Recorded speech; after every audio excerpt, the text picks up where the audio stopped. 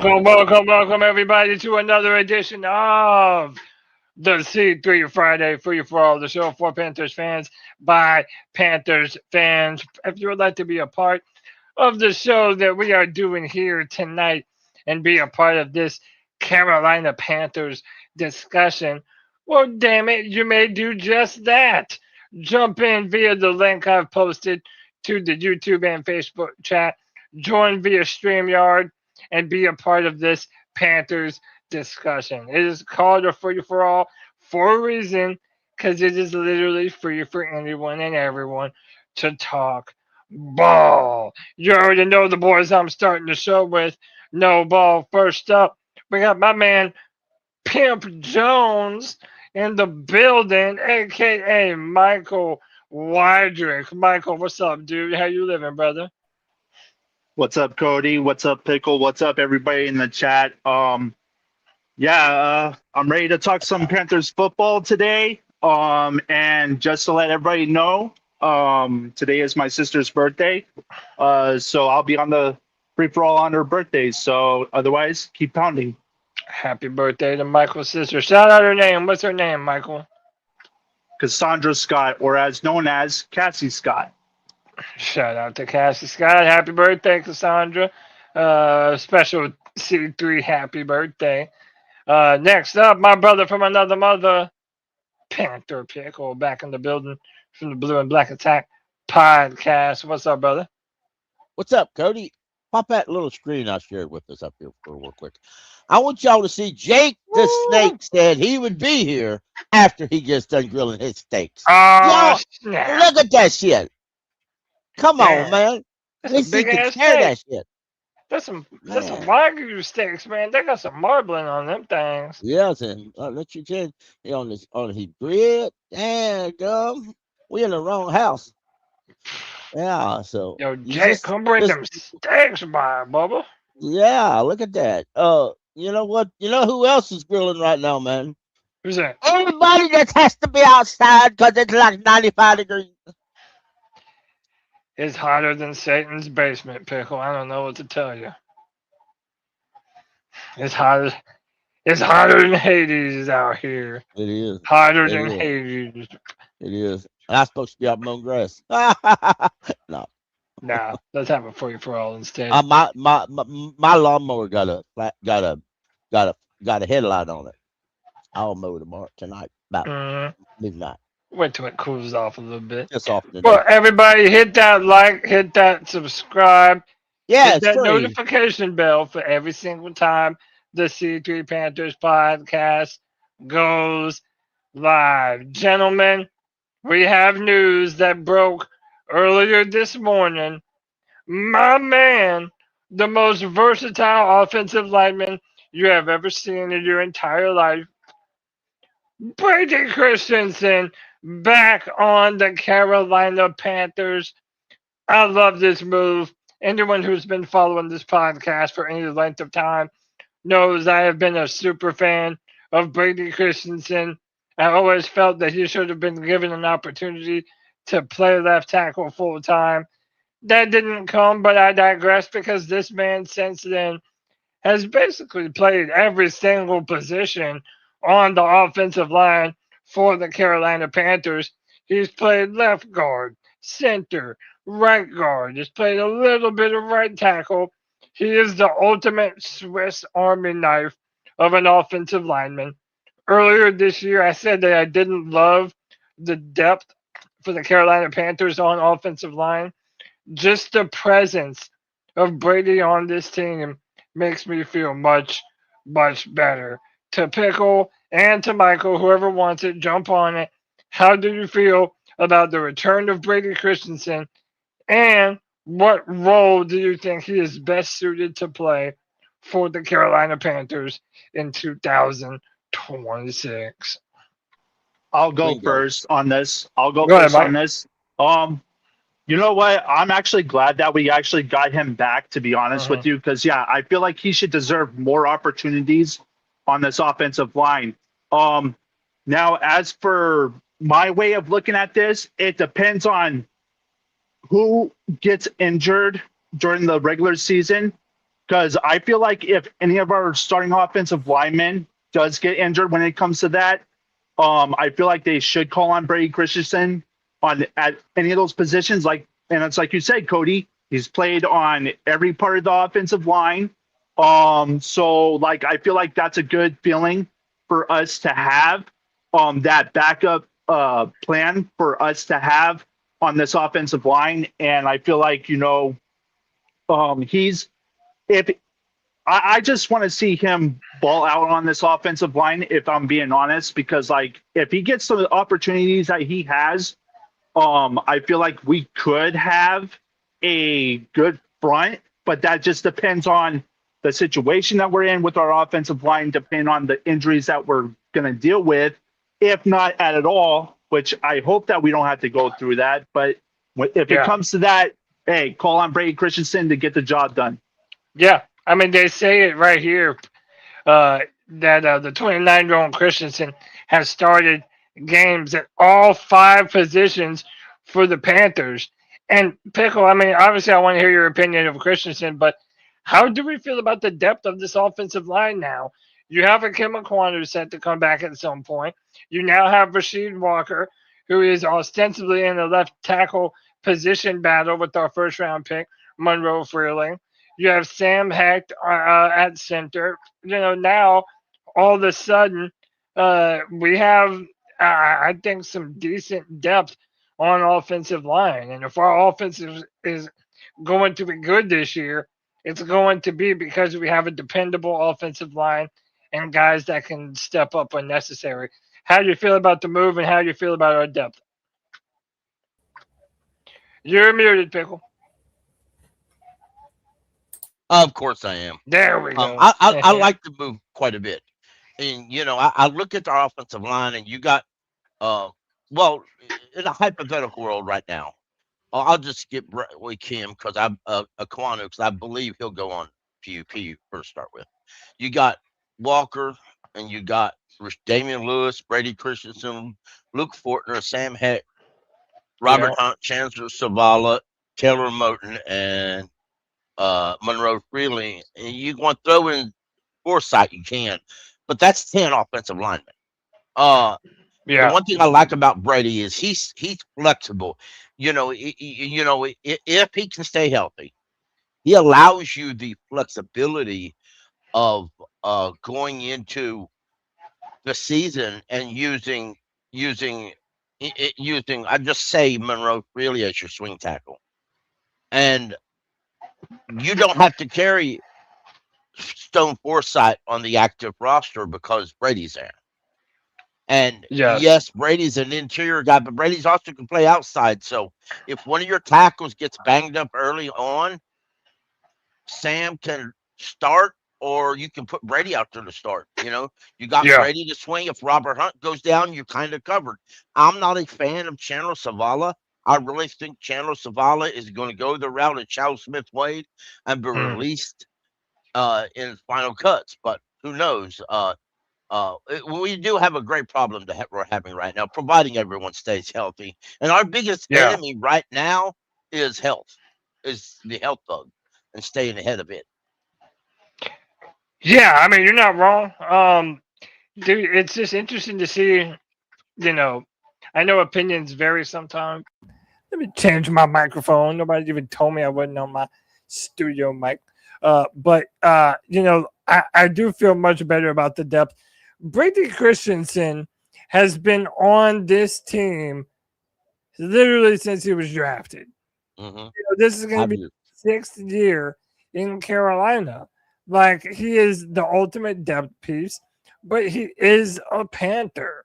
And let's be real here. Almost every position they just played at, he looked like he had starter potential at. He is a damn good offensive lineman. And it really makes me feel a lot better if, God forbid, like Michael was saying, if there is an injury, then it really does let you feel you have a piece that can step up in an instant and make something happen. Let me welcome in Alex, A14 Panthers, back in the building. Alex, how are you, brother? Welcome back to the Free For All. Hey, happy Friday, Cody. Happy Friday, everyone. And then I mean I want to bring it up to you, Cody. Love the video. Thank you, that man. you were in. Watched it the other day. Super inspiring, man. And keep Thank doing you, what you're dude. doing, brother.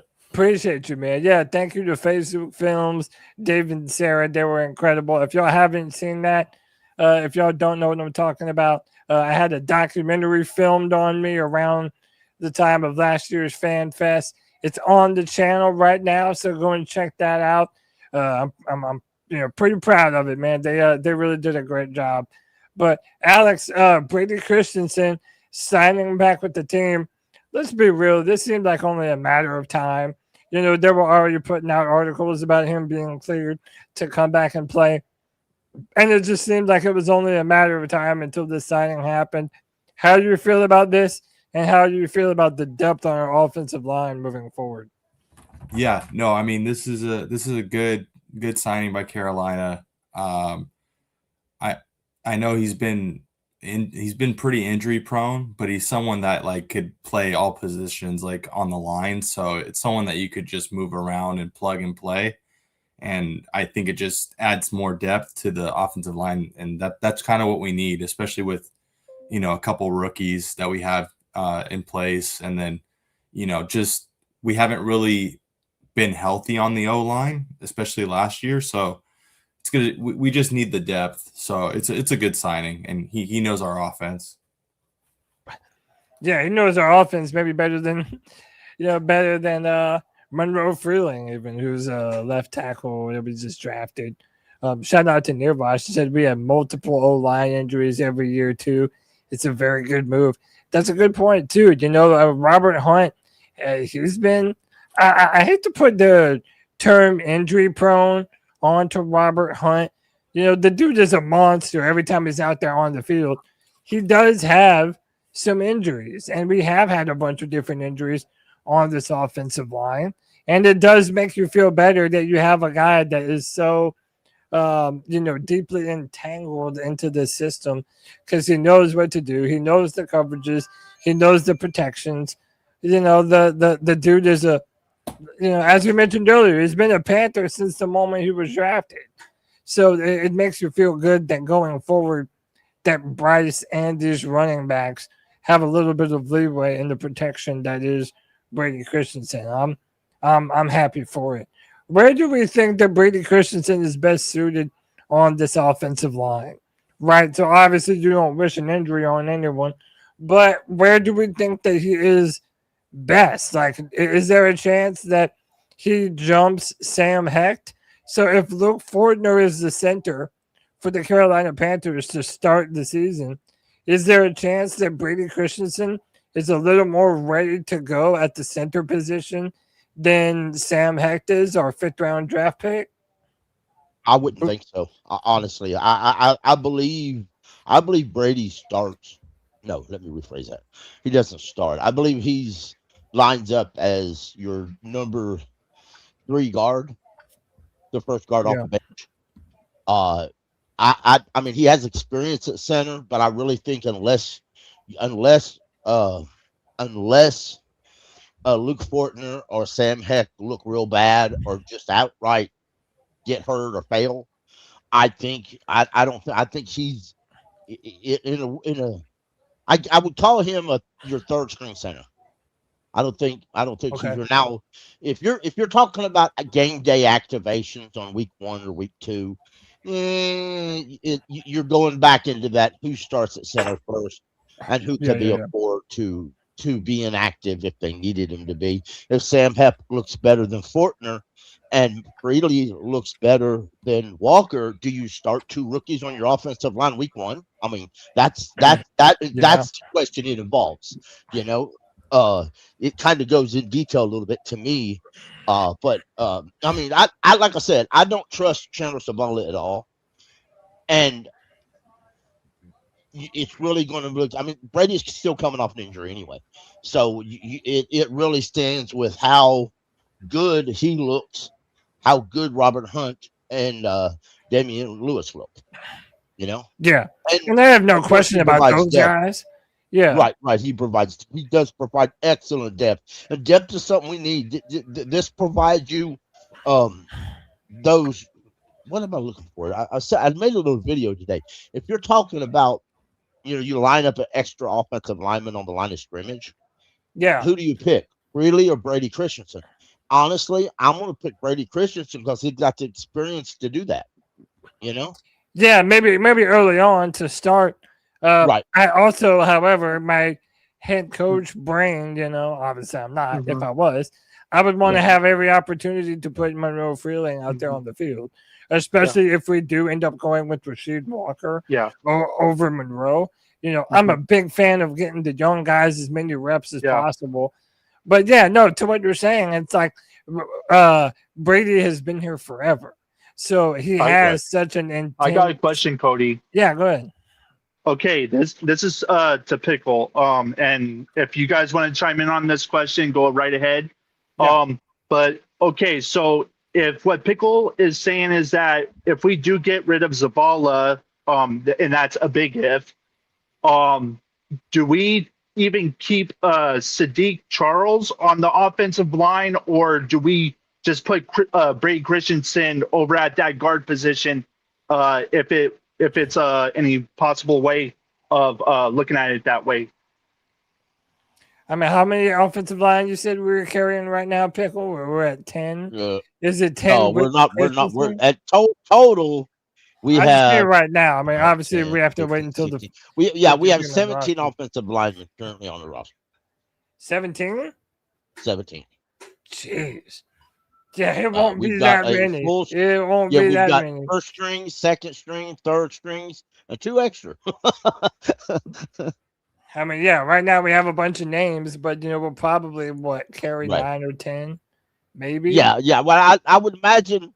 I honestly would imagine we'll carry 8 or 9 offensive linemen. We very rarely ever carry 10 unless we know somebody's injured. I mean, you can go. I mean, that's including Ikem Ekwonu, who we probably kind of already all admit will start the season on PUP or Right. IR or short-term IR. Sadiq. But to answer your question, Charles Sadiq. I don't know. He was listed as the third string, or he was listed as a second string guard behind Damian Lewis, but we signed Brady in on our lad's depth chart. They bumped him down. They bumped Charles Sadiq down to third string. So, but Charles Sadiq hasn't really played a lot. He's done a lot of. I mean, he's been in the league since 2020. He played on Washington. Well, he was on Washington practice squad and IR backward and forward. And then he went to Tennessee and did the same thing. He actually retired in 24. Then he came out of retirement, went back to Tennessee. Then he went to Dallas and did the exact same thing. Then he ended up in Carolina last year and he did the exact same thing. Practice squad, IR, practice squad. And I mean, you got to remember, he's 26 years old. So, I no offense against you, Michael, but I wonder if Charles Sadiq even makes the 53-man roster. Yeah, I kind of don't know if he does either. Alex, how many offensive linemen do you think we carry into the season? Cody, how many do we have? We have our Pickle. 17. 17. Oh, we have 17. I can bring him up if you like. Yeah, I mean, I'm trying to think as far as like, obviously you have your 5 that you're gonna keep the starters, and then you got, I'm assuming, like let's just say Sam Heck's gonna stay. That's 6. The left tackle, the rookie, that's 7. You're gonna keep Brady Christiansen. That's 8. But you got Ikem Ekwonu, Damian Lewis, Luke Fortner, Robert Hunt. To me, the odd men out. I think Isaiah Glass probably out. Joshua Gary, Stone Forsythe probably out. Charles Sadiq probably out. Probably Samak, Nick Samak, and Jatira Carter, in my opinion, are probably out here. And they're probably going to put Ekwonu to sit, right? He won't be right. If I throw this out there real quick, Ikem Ekwonu Icky basically will start the season to me on IR or PUP. He won't count on the 53. He Okay. won't be playing. So I think Forsythe stays on the roster because of that. But he's well, no, I don't think he does either. I think you got Walker. Just slide Walker in as a starter. I think the I think Lewis, Fortner, Hunt, and Moten, of course, Freely all make the 53. I think Sam Heck makes the 53. Brady Christiansen makes the 3, and of course Walker. That gives you 9. No, it gives you 8 because I didn't name Chandler Zavala. Now Chandler Zavala may actually make the 53 Yeah, I because kind of think it will. Icky's out. Because Yeah, Icky's out, and and with also he's Zavala, you played could use before. right. You can use him at guard if you need to, and you can slide Brady in at tackle if you ever come to that situation that you need that. You may not need that though, so it may Yeah. not be an issue. Forsythe, they signed in free agency. I'm not a massive fan of his at all. The coaches like him. The coaches had him in Seattle, so who knows? Who knows about him if he turns his career around and he impresses the coaches, that I could see them keeping him. But I also can Yeah. tell you that Nick Samak was on this roster all last year, and the coaches love him. Yeah, he's a big According dude to- too. He's like Yeah, according 6'7". He's built real strong. right, Um, Mike K says all the time the coaches love Nick Samak. They Yeah. brought Carter back twice to be on the. It would have been to a be on this really interesting training camp to see who sort of emerges as a name to look out for. Hey man, real quick, not one but 2 super chats. C Dog Yeah. 1983 says C3 podcast, the longest running Right. Panthers podcast on YouTube. And next up, I'll introduce the man himself, C Dog, back on the free for all. C Dog, my brother, what's up, bro? Real quick, man, I want to say thank you for Cody and the C3 podcast for letting me be a part of this great show tonight on Free Fall. I've been on vacation, so while I've been missing the action, I was on vacation, just chilling and relaxing. Yeah, But man. Enjoy it. this signing, thank you. This signing, man, damn Morgan, man. But when I got this information, Yeah. God was always like, damn, man, we didn't bring back Brady Christiansen. But when I got this information that we brought him back, I was so excited and elated. And this is oh man, it's just now that we have so much flexibility with this offensive line, it's gonna be so much competition because I always felt like Brady Christiansen is a good left tackle. Same. So right now, man, I'm telling you right now, man, you know what? Man, Icky might be in motherfucking trouble. Icky might be in trouble. First of all, he's not already the best at his position. I already think Brady Christiansen is the better left tackle than Icky. Just in my personal opinion. Mhm. So if Icky can't come back and beat out Brady Christiansen or Rasheed Walker or the rookie, what was the purpose of keeping him around? He has a tough In my road personal going opinion. forward. Yeah, I mean, I literally don't really even know what exactly the future does hold for Nkem Ekwonu. I really wish we would have let him play left guard or right guard at some point in his time here. I think he would have been much better served at those positions. So I don't really know. I need to chime in on that. Yeah. Well, the reason. Hold on, my dogs are. Well, real It's quick, okay. while Michael's doing that, you Yeah. got to remember, Icky's going to make $17.5 million this coming season, whether from us, whether he's on the roster or not. That's the So, 5th-year option, right? Yes, and he signed a 5th-year option, Yeah, so that's a he's lot making of it, money. and you Man, can't. we should have gave him. Man, we should have gave it to him. Man, they fuck. Man, Man, that's the way it works. I agree, but that's the way it works. So I'm okay with it. It's fine. I mean, like the guy, it's not his fault. He got hurt. It was a freak thing, and it's just like worst still luck think- ever. Yeah, And it happened at the end of the you're year. right. You never know what happens. If Icky comes back to say in week 5 and proves that, hey, I can still play offensive tackle. I can still play guard. You never know when another team calls you up before week 9 and say, "Are you planning to keep Icky? If you ain't, how about we slide you a pick and you send him to us?" And the fans can say, "Yeah, sure, that's possible." Folks. Yeah, and to That be is fair, Icky was not playing bad football the last time that we saw him. Okay. The play that he got hurt. Cody. Yeah, go ahead. Okay, now let me get back to my thought before I lose it.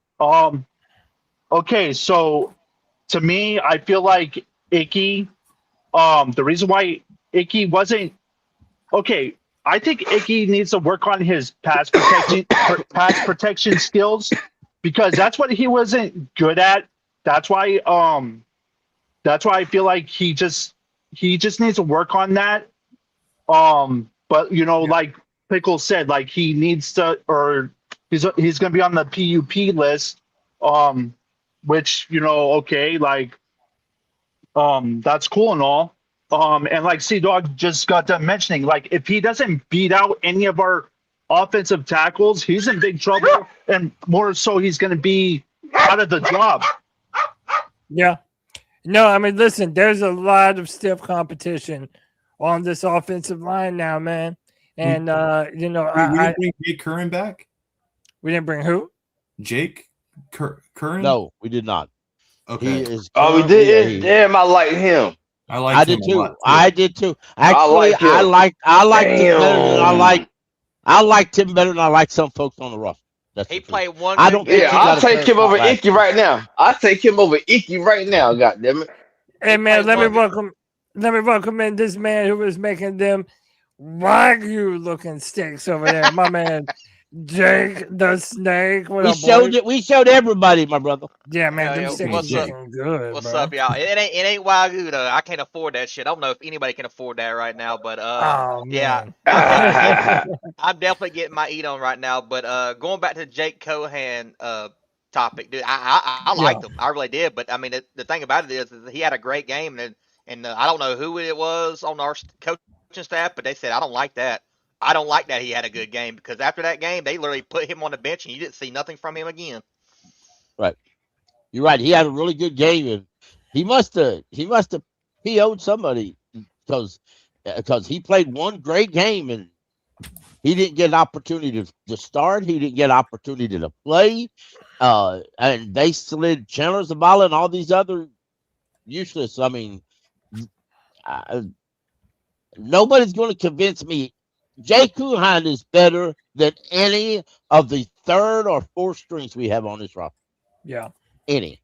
And he came into the league as a tackle. He's an offensive tackle.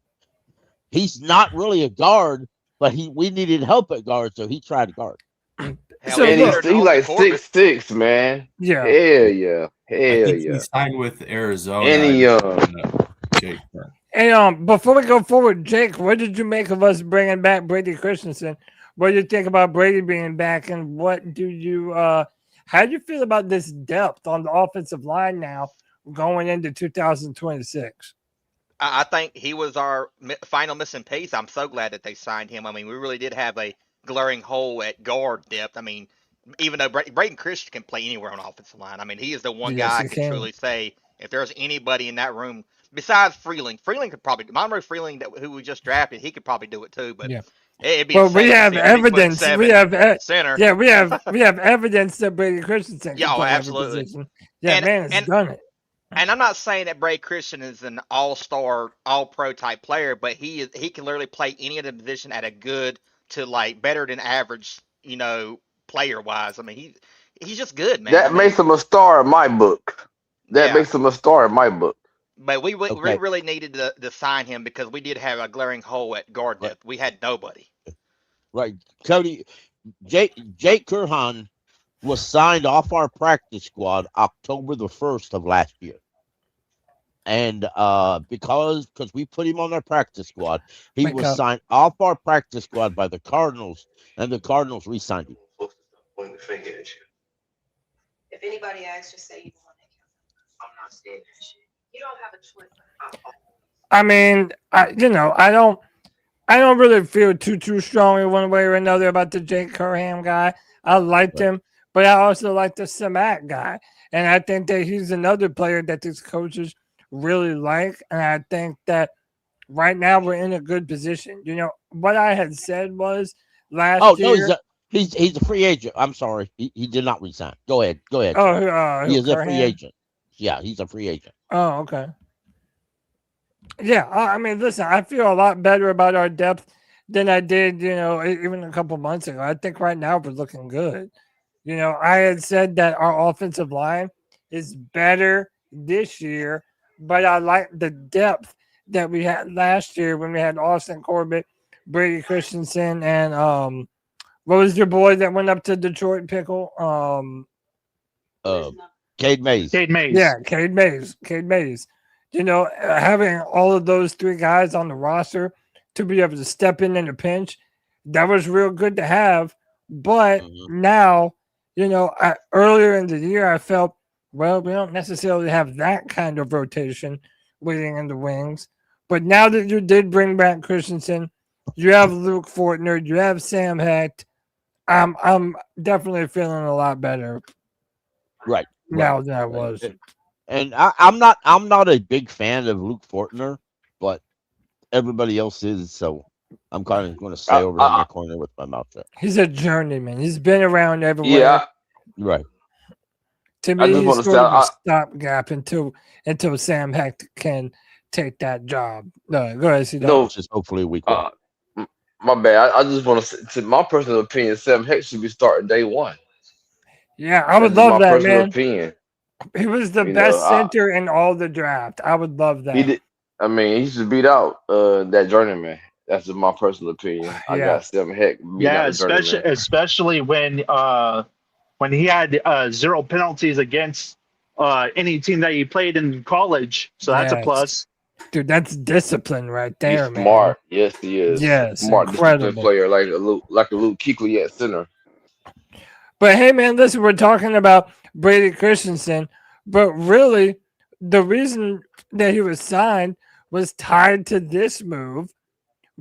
We had an extra roster spot because quarterback Will Grier, who came back to the Panthers, has already retired. Will Grier came back to his hometown team 3 months ago, but his comeback won't continue into training camp. The veteran quarterback has chosen to retire. The Panthers placed him on the retired reserve list on Wednesday. The 31-year-old Grier was originally a third-round pick to the Panthers in 2019 and signed a one-year deal before the draft. He also spent time with the Cowboys, Bengals, Patriots, Chargers, Eagles, and the Cowboys. This was kind of crazy because there was rumors that Will Grier was offered a coaching spot with the Dallas Cowboys, and he turned that down to come here. So I wonder if he's shooting himself in the foot.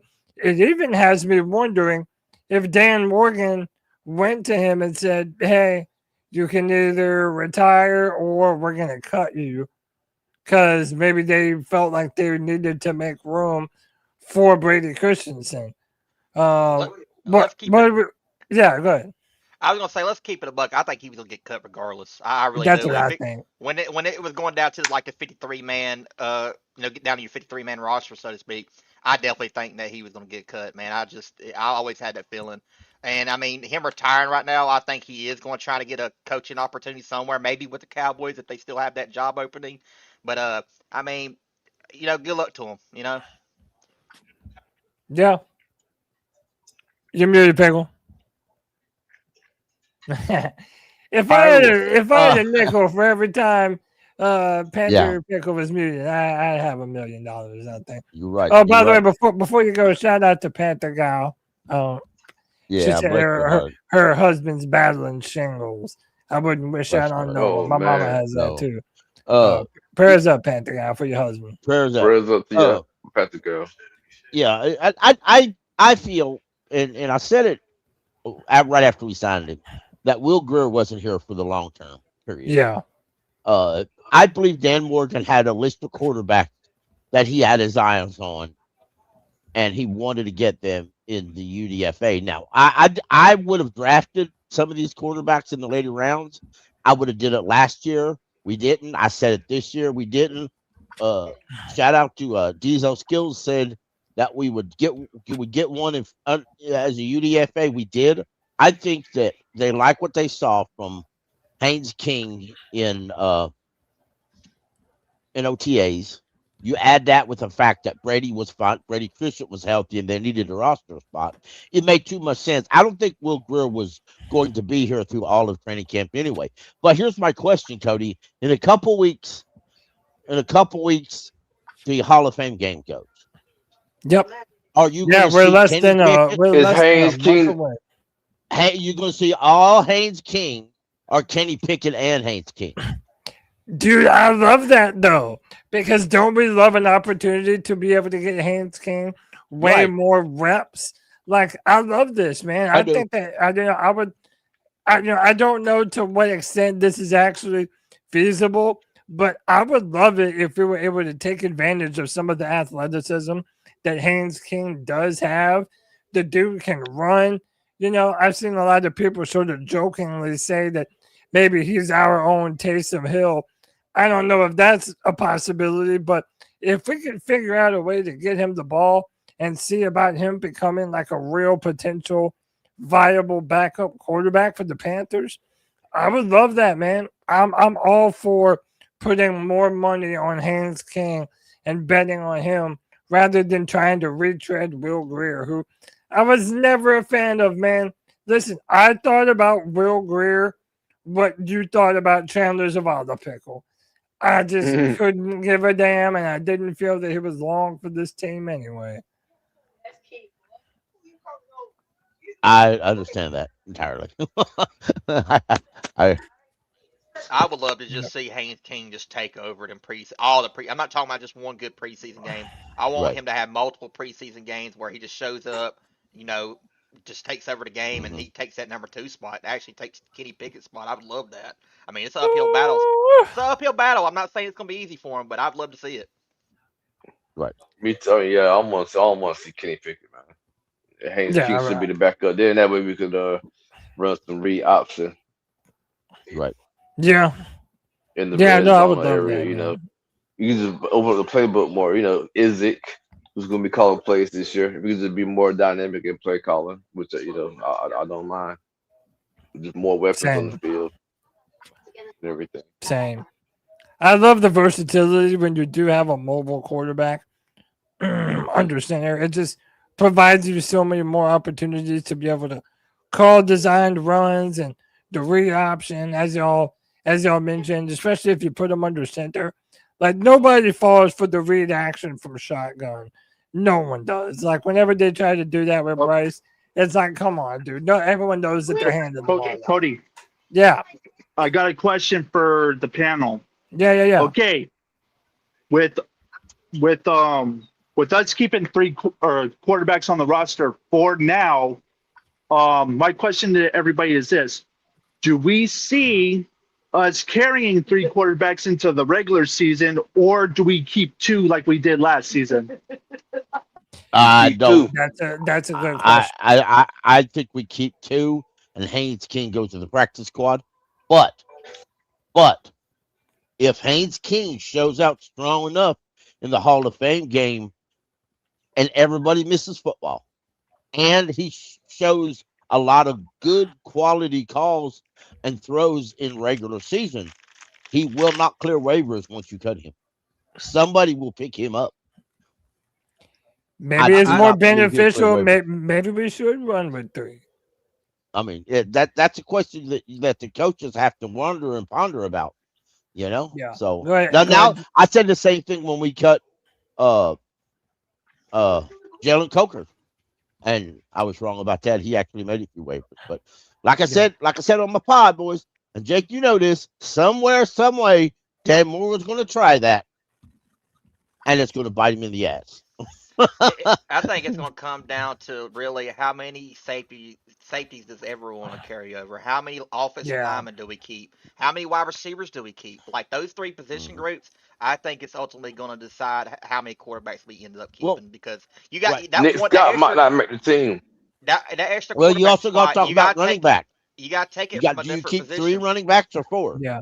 Receivers, do you keep 5 running backs or 5 receivers, 6 receivers, 7 receivers? You know, all those things matter into play. And I agree with what Jake's saying. All those things matter. Everything matters. Jake, if it was you, how many quarterbacks are you keeping? Or are you good with just Bryce and Kenny Pickett? Considering what Pickle says, Haynes King might not even clear waivers to even make it back to the practice squad. So I don't know. Do you run with 3 to make sure that you keep him on the roster? What would you do in this scenario? I mean, it really depends on how Haynes King shows up in the preseason game. How does he look? You know what I'm saying? Like he is a little bit older quarterback coming out there. I think he's 25. I think he's actually a year older than Bryce Young. So I mean, he has a little bit more experience coming out the draft. Uh, but if he comes out there and balls out, I mean, somebody's gonna pick him up, man. You can't risk putting him on a practice squad because somebody Yeah. will take him. Yeah, no doubt. You know what I would do, Cody? What's that? Truthfully, if Haynes King plays so good, they're scared of him not clearing the waivers. I'm going to bite the bullet and cut Kenny Pickett and go with Haynes Yep. King as my number 2. Hell Then I'll yeah. find somebody. I'll find somebody to throw on the practice squad. If I I agree need with to throw a Pickle. quarterback on the practice squad, just throw somebody else. It's not like he would lose out a bunch of money or anything like that because Kenny Pickett only No. signed a 1-year deal. So Right. listen, You're not. I know I understand why y'all would, and especially if Haynes King looks good, I understand that. But just based on the type of upgrades we've made in free agency, not even just this year, but last year and this year included, I don't think that this squad and that this front Damn. office is willing to let a rookie quarterback go forth and quarterback the team in the event that Bryce can't do it. I think they want a veteran to be in there, Right. to be able to step up because imagine going from someone like Andy Dalton, who I understand had gone off a cliff in terms of what he could do. However, that kind of experience is really valuable to have. And when you're depending on someone who's never played a snap of NFL football before, to me, no matter how good he looks in the preseason, that's a tall order to be to put on someone. I'm glad you brought up experience too. Go ahead, Pickle. Oh yeah. I'm sorry I'm interrupting. I agree. I never thought about. Like I said, that's what I would do. Now, what Canales does is entirely different. But one thing Jake mentioned about cutting Kenny Pickett in the cap situation, I never thought of that. So I went over the cap real quick and looked at it. Kenny Pickett's cap number this year is $4 million. If we cut Kenny Pickett, we'll be $4 million in the hole. Yeah, I'm fine with that though. $4 million ain't. I mean, it's a lot to us because we don't got that type of money. Yeah. But if you go by just our cap hit, not to me it ain't. It might be. But I'm glad you brought up experience too. We don't have that $8.5 million on as cap space. Yeah, go ahead, Jake. I would mainly keep all 3 of them guys too because the quarterback really is the most important position in football. And you got to think. Let's just say, by God, I don't want this to happen, but Bryce Young goes down, right? So then you only got Kenny Pickett. That's your backup quarterback if you don't keep Haynes King. And what if he goes down? Right. What is you gotta? I think you have to keep 3 quarterbacks. I kind of think so too. Yeah, go ahead, Michael. No, I was just agreeing with Jake because, I've been saying this for a while now too. Because, like Jake said, if we keep 2 quarterbacks, like say if both of them go down, who's going to be out there to quarterback for our team, or kicker, or punter? Like, come on, I keep 3 just like Jake. Because realistically, I don't know, man. I don't want to wish injury on anybody because that's not me. Yeah. I just don't. I don't want to see anybody get hurt. I don't want to see anybody go be out for the rest of the season and all that. I just want to see everybody stay healthy and try to have a successful season this year and go beyond that. That's what I want to see this year.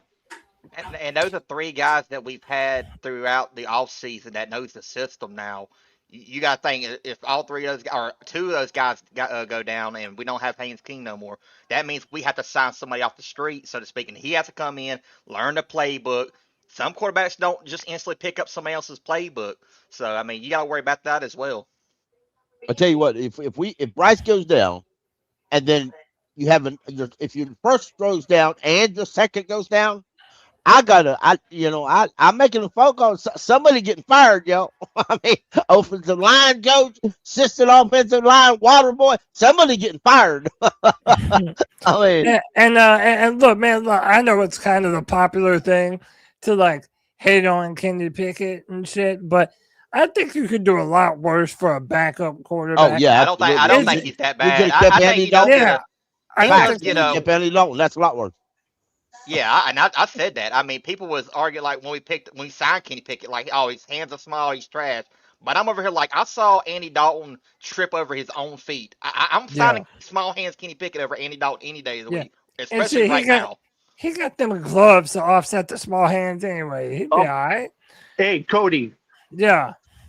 I got a question. Now, correct me if I'm wrong. Maybe I am. Maybe I'm not. It depends on you.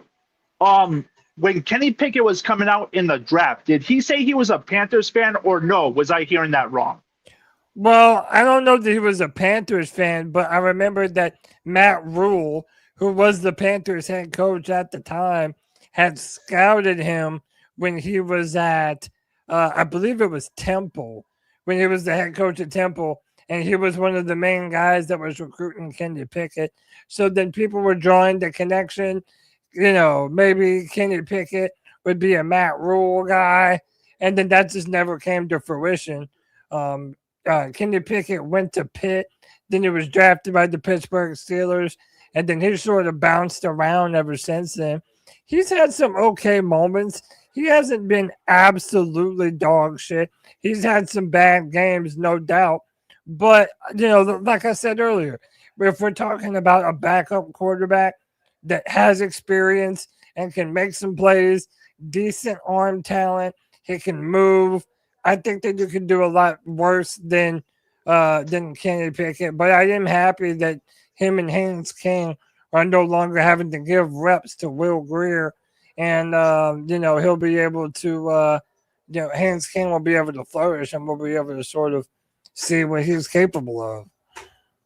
I feel like we've had a season a long time ago where both our number 1 and 2 quarterbacks went down. And I feel like it's doing the Matt Moore era, so to speak. Somewhere in that time zone, we had like we have go down. We have. I thought we did. There was a time Jake Delhomme went down, and then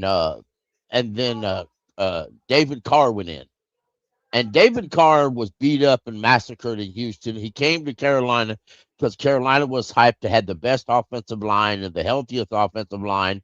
And, you know, Jake just stands back in the pocket all day. Don't really, you know, so the idea of getting David Carr here, David Carr could be a bet backup. He could relax. He could take a break, still earn some money as a backup quarterback. And then Jake goes down, Carr goes in, Carr gets beat up a little bit, throws a lot of picks, and people start chanting, "We want more," all over the stadium. There was, you know, even David Carr even flew back to Charlotte on a different plane once to avoid the crowds waiting for him to scream, "We hate you." So, so then Matt Moore come in, played real good, throw some real good balls. Everybody, oh my God, the next super fan. So then the very next year, he's supposed to be our starter, and they drafted Jimmy Clausen, and everything went to shit. But anyway, go ahead.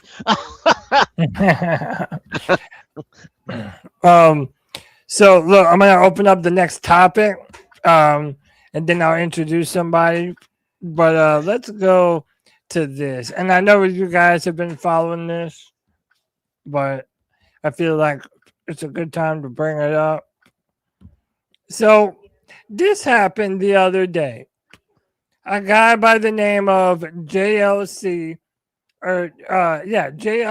on Twitter, he was commenting under a theoretical, hypothetical trade that Panthers Wire had put out. Panthers wide receiver Xavier Legette tabbed as a trade target for an AFC team. Then JLC commented underneath, says, I'd move Legette for a third rounder in a flash. I don't think Miami would, though. I'd send him for a fourth. And then how about Xavier Legette himself went forth and liked this tweet? Oh, I got Now, into it. yeah, Argument now over this there was one. a lot made of this, but my Not argument, but a core discussion. question to everyone on the panel, is this Xavier Legette signaling that he wants a change of scenery somewhere else, or is he liking this as a reminder of what people think about him and as a way to subtly say, yeah, I see y'all counting me out and say I'm not even worth a third round pick? What do we make of Xavier Legette, his role on this team, and what this means that he would like a comment saying that I would move Legette to Miami for a fourth rounder? I'm gonna go first on this. I'm gonna go first on this pick on, and I'll let you go. Okay, for me, if he's gonna like that comment, something tells me that he's probably sending a message that he's probably saying, yeah, if you guys want me out, then go ahead and try to trade me. But I'm gonna do my best in this preseason to show you guys that I deserve to be here. And if he doesn't, it's like this: if you don't pan out in the preseason, then pretty much, I'm telling you right now, we should trade him. But if he does ball out like we want, except for maybe Sea Dog, but it's a different day to have a discussion on that. But I feel like if he feels like everybody's like disliking him like he says they are, then I feel like then it's time to move on from him. But it just depends on how he plays in the preseason. Because we can sit here and say that, but then next thing you know, like he might end up coming out and playing well. But again, it depends on how he plays in the preseason. Like we need to see. And if he plays the same way that he's been playing this entire time, then okay, go ahead and trade him. But it depends on what Dan Morgan does and how he sees it. That's just the way I look at it. Yeah. Shout out to Dan Floyd in the chat. Says it doesn't shout he wants to stay and fight for his spot. There's a lot of different ways that you could look at this. Pickle, you said you had a back and forth on this. What'd you make of it? I think it's motivation. He's using a motivation. Several years ago, the Charlotte Observer noticed that every time Steve Smith would get pissed off, he would play better. So they started ranting things in the paper, just hopefully get him pissed off. I think a lot of this is Xavier Legette using it as motivation. Now, as I said before, and as I said on my pod, if Xavier Legette wanted trade and he wanted off this team, he would have done it before now, and he wouldn't have liked a comment by nobody on Twitter. He would have told his agent, get me out of there. They would have called the Panthers, and his agent would have made a broadcast appeal on social media or the media somewhere and said Xavier Legette wants off his team. But Xavier Legette didn't do that. Now, that being said, I think Xavier Legette losing this as a motivation. But in another sense, Xavier Legette could say, you know what? Fuck you people. I'm going to go play the best I can. And when my contract's up, I'm going to give you the motherfucking bird when I leave this goddamn city. Because that's what Brandon LaFell did. That's what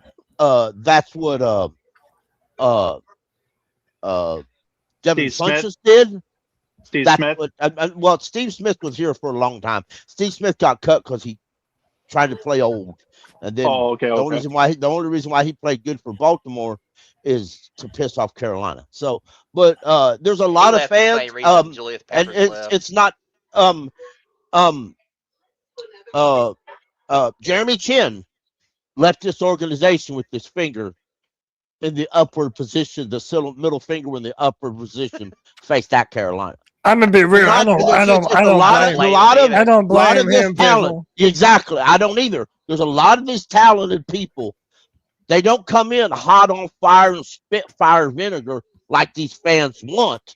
So all of a sudden, fuck you. Yeah. You a trash bastard. You know. But I mean, I don't think if I was a professional athlete, I wouldn't be on Twitter. And if I was, I wouldn't use my real name to do it. But and especially not if you were in a position where everybody's not really believing in you. Right. You know, you have a bunch that you have to prove. Again, man, he did all this media, at the Kentucky Derby. He was in a rap video. All this other shit. Well, I mean, you're right. He sort of put it on himself, if we're being honest. This right? year, like you jumped out and tried to do a lot when you hadn't really earned your spot on this team. But I mean, but you're on the team, but you're right. You're not wrong about that. But that was right after his rookie year, and you know what? He didn't handle that right at all, whatsoever.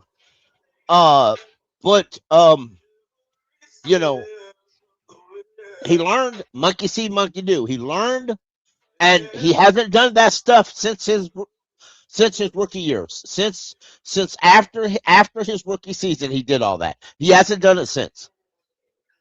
He hasn't been in no rap videos since that. He hasn't been filming anything since then. They filmed all the wide receivers. But let me ask you this, and Mike K brought this up in another comment on this same topic. Was this before or after he went with all the receivers down to his place down there in South Carolina? All the receivers, including a large center of the quarterbacks, and Bryce went down there. Bryce rode a 4-wheeler down there. Yeah, they were riding 4-wheelers. Yeah. So was this before or after? Xavier Legette hates the team. He would not have invited everybody down here to his camp. Yeah. Yeah, no, that's why I sort of think it's more of a motivational thing than him saying he wants out. Let me go. Well, yeah, I mean, go ahead. Let me go to Jake and then Sea Dog, and then Jake and Sea Dog. Go ahead, Jake. I agree. I think there's multiple ways you can look at it, but I am certainly leaning towards the motivation. Because all he did was like it. It's not like he commented on it and said some shit. That it would have been a lot different if he would have commented on it. I can promise y'all that right now. But he just liked it. You could take it multiple different ways. Yeah. That's the reason why you can't really read into that. Because like y'all said, one way you can look at it, he's basically saying, bet I'm going to use this as motivation. I'm going to even go even harder than I already was because, hey, a bunch of fans are counting me out. Or you can look at it like in a different view where I'm liking this guy's what he's saying because I do really want to get out of here. But bringing up that whole, that camp that he had where he was hanging out with some guys doing their own thing, 4-wheeler and all that stuff. Going by this is what, less than a week ago, since what, July 15th? So it was just a few days ago. But I don't know, man. I'm with y'all too, though. If he wanted out, he would have told his agent, or it would already be out there from some other true website saying that he seeks a trade already, but we haven't seen that. So I definitely think it's more of a motivation factor. Yeah, I think so too. That's the bet that I'm making because of what we just talked about. He's inviting Bryce Young to ride 4-wheelers. To me, that's not somebody that wants to get out of here. Sea Dog, man, I know you've been sort of hard on XL, and justifiably so, man. Like, he has not even proven himself to be a dependable number 2 wide receiver. Jalen Coker is an undrafted free agent, and he's already been extended by the Carolina Panthers. So, Sea Dog, what did you make of this, man? Him liking a tweet that says he'd be traded for a 3rd or 4th rounder. Is this motivation, or does he want to change the scenery to go somewhere else? Sea Dog, you with me?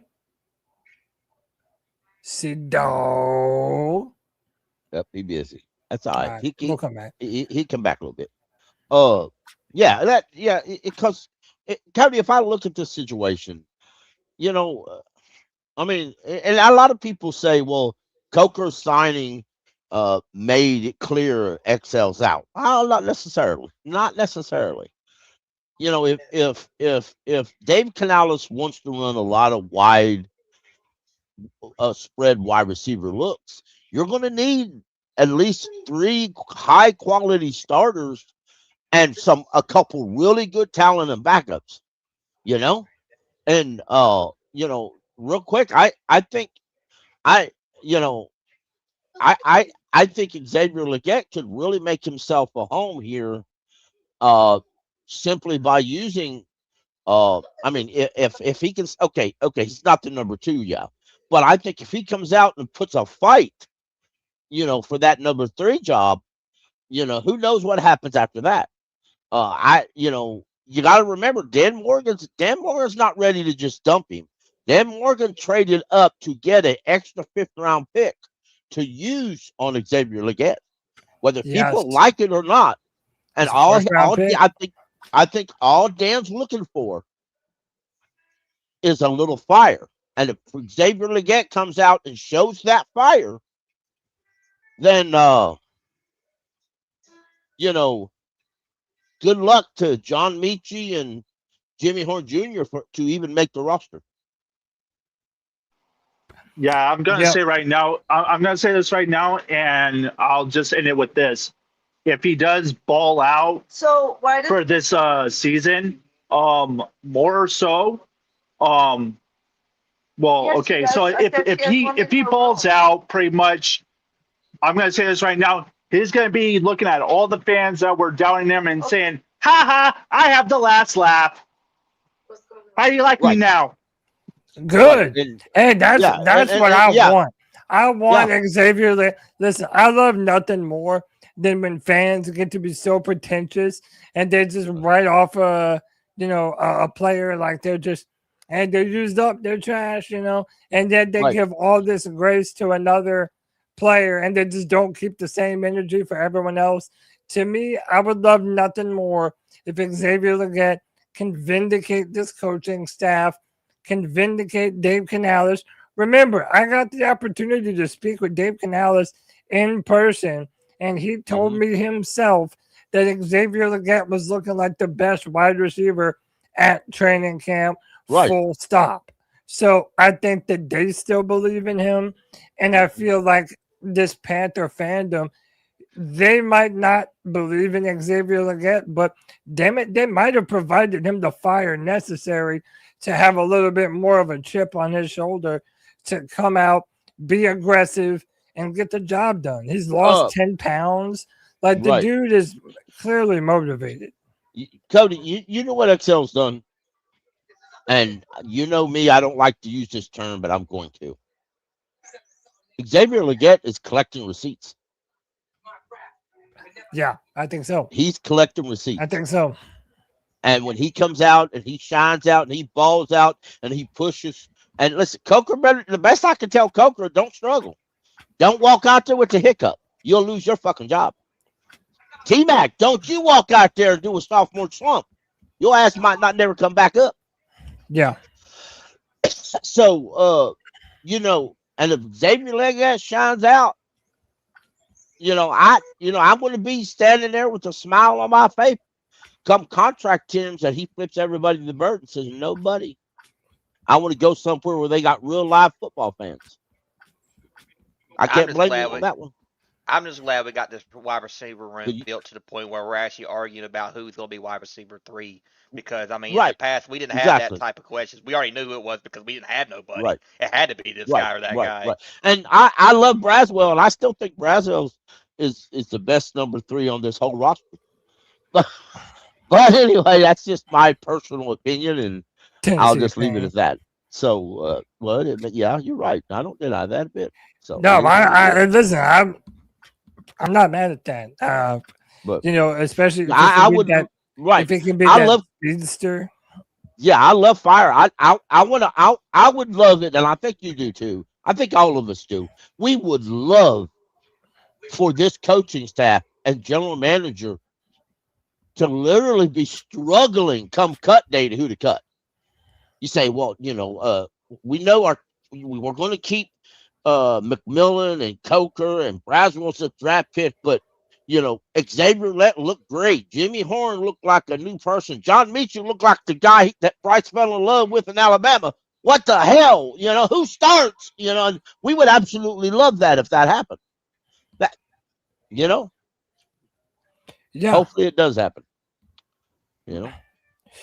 I still listen. think I we would only love keep for it 6 to wide happen. receivers, by the way. So How many? 6.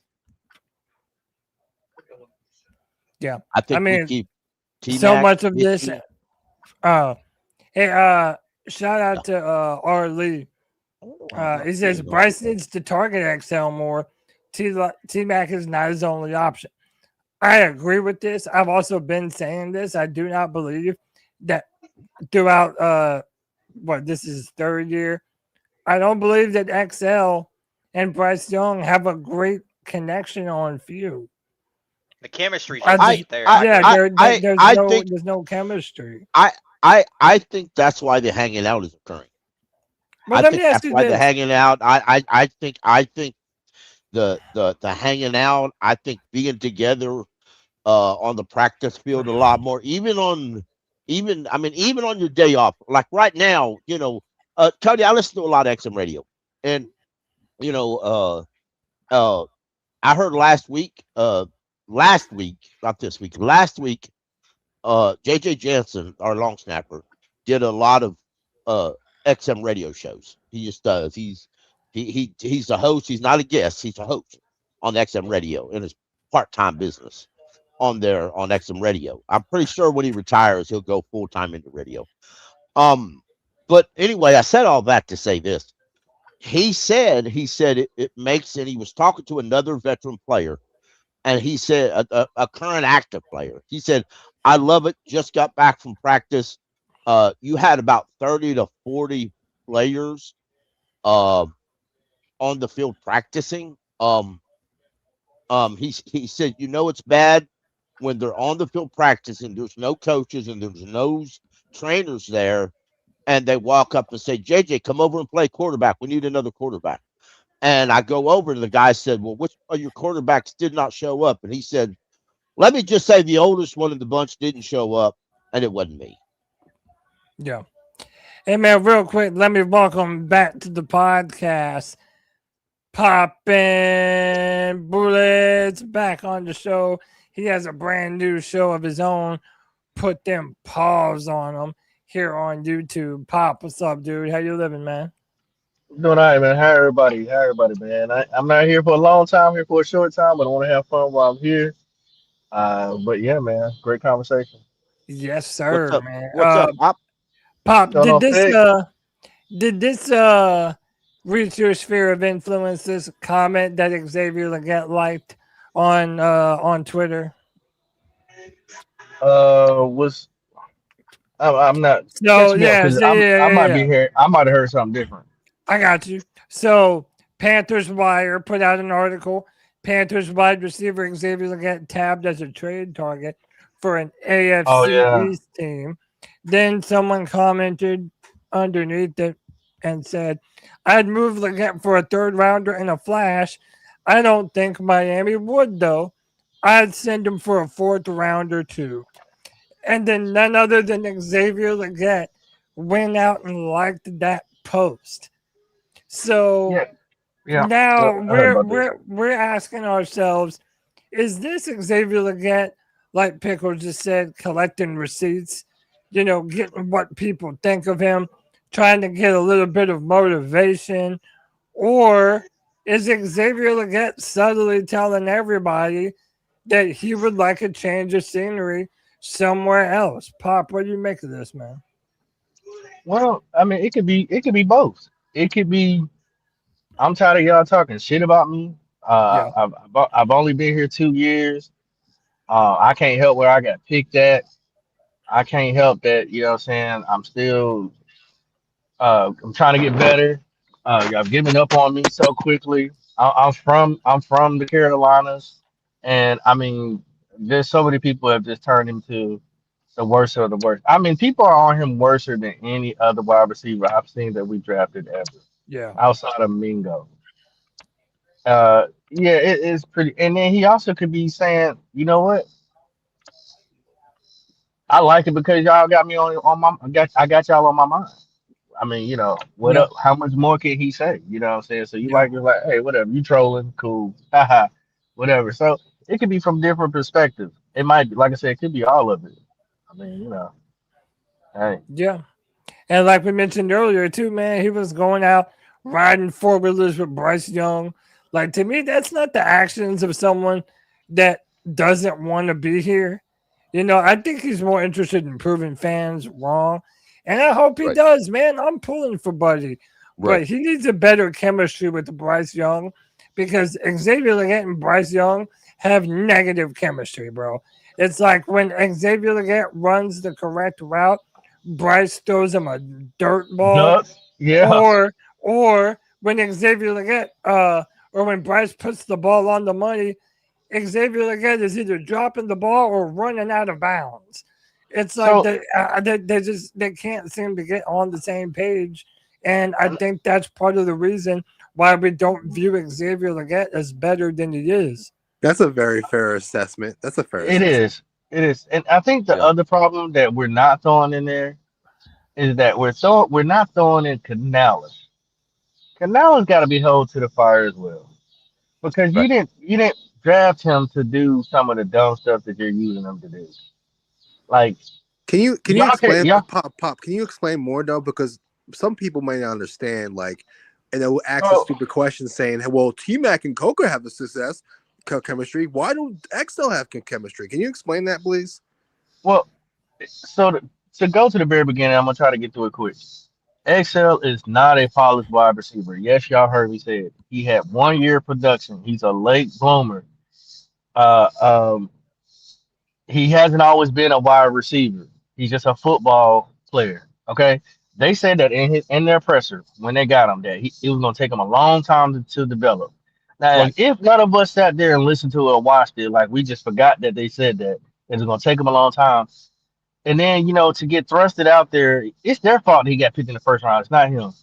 Yeah. So I don't know why y'all held him to this expectation. I got the memo. I knew when they said he's gonna take him a long time. I was like, all right, cool. Remember, we got Deontay Johnson at the same time we had Thielen, right? Johnson started acting up. They had to hurry up and throw him out there and rush his development as well. Yep. Okay. Right. He had 9 drop balls. Second year comes along. He has 2 drop balls. His awareness is still low. This year he should turn that around. But the problem is when they talked about what he was going to do, he was a 50-50 ball catcher and he was to take the top off. Now, you might say that, but are you calling that type of play for him? No, you're not. You're not calling him to do that. You're doing comeback routes, stupid little slant routes. You even got him running dummy routes just for other people to get open. He's good at Yeah. blocking. I mean, and then if you look at this, what makes no sense, but it does make sense. You went and got somebody in the third round who's speed and is a deep route runner. The same damn thing. I mean, like, Yeah. okay, well, Yeah. all So right. you're saying that there is a part of what they have asked him to do that isn't necessarily what Xavier Legette was drafted to do. There you go. You didn't use him for what he was good at. I understand trying Right. to slowly put more on him. Like, okay, you need to develop this. It's hard to learn how to be a professional, Leave that comment up, especially Cody.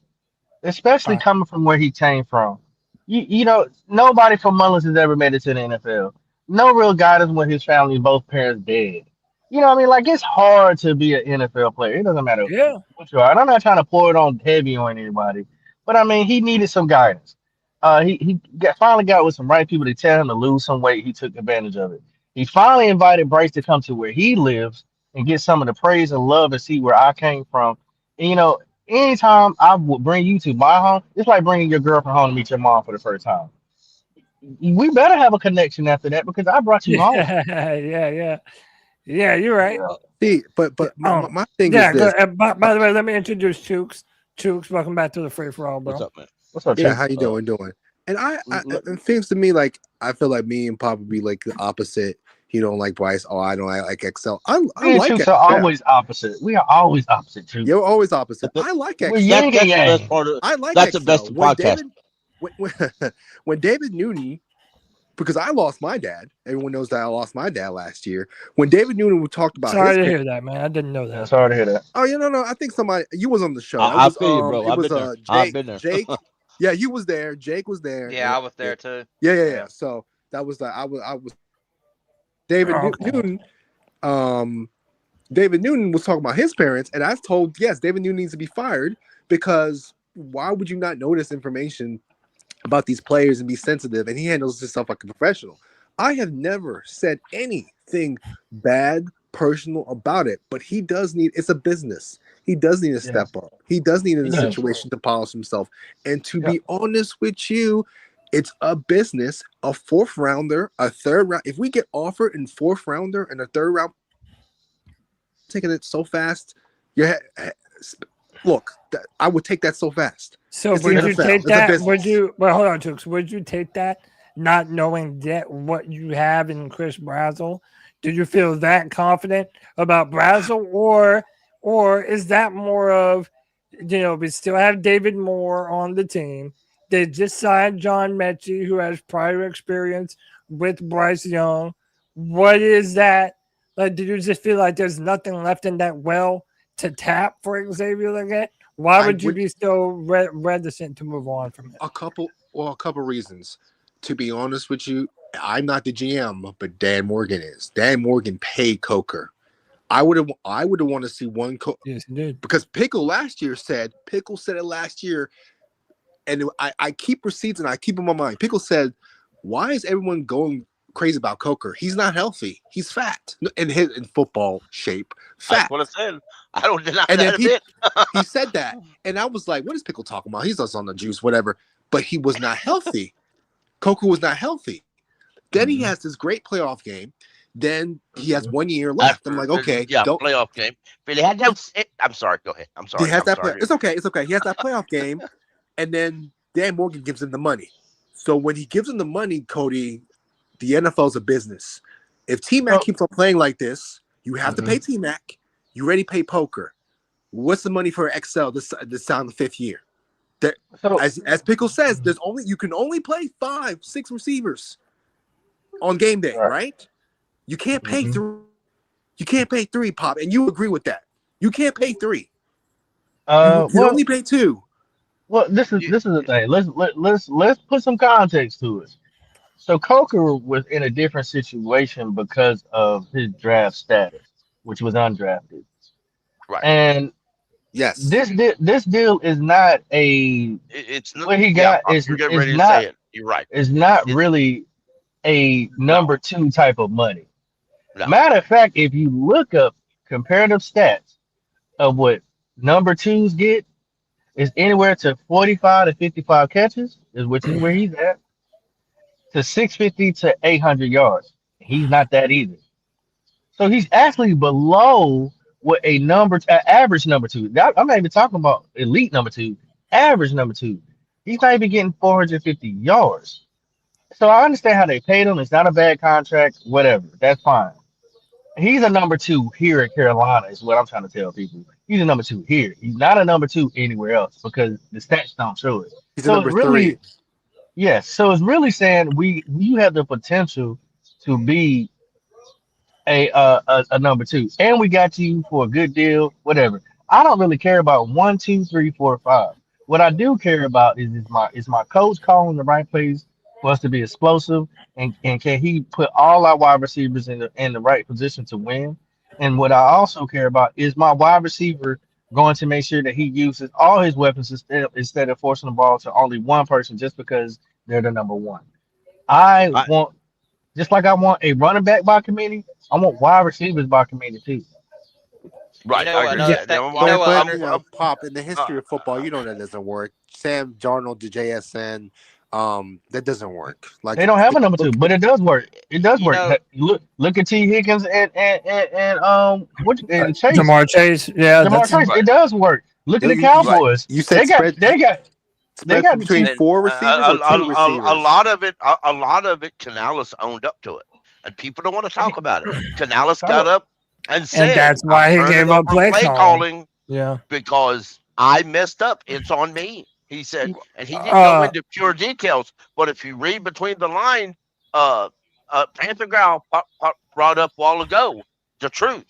He said Rico run a lot of the same routes repeatedly, or the same running plays repeatedly, and even the great play Rico received the ball, we thought was a touchdown, but they ended up calling it back. We know Rico went to Brad Isaac and said, let's call this play. He had to go to Canales and talk Canales into it because Canales calls plays.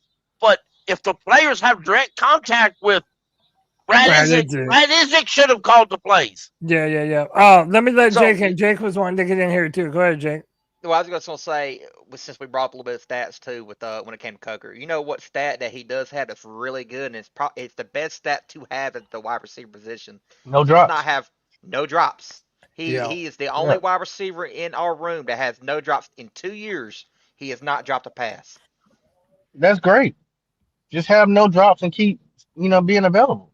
That's all I have. Coker is being available. That is one hell of a thing, right? That you have a player in the form of Jalen Coker who was undrafted and has already proven himself to mean more to this offense than the first round guy that you moved up into the first round to draft. I mean, to me, that is very telling. Cody, I understand that, but Coker has always been a wide receiver.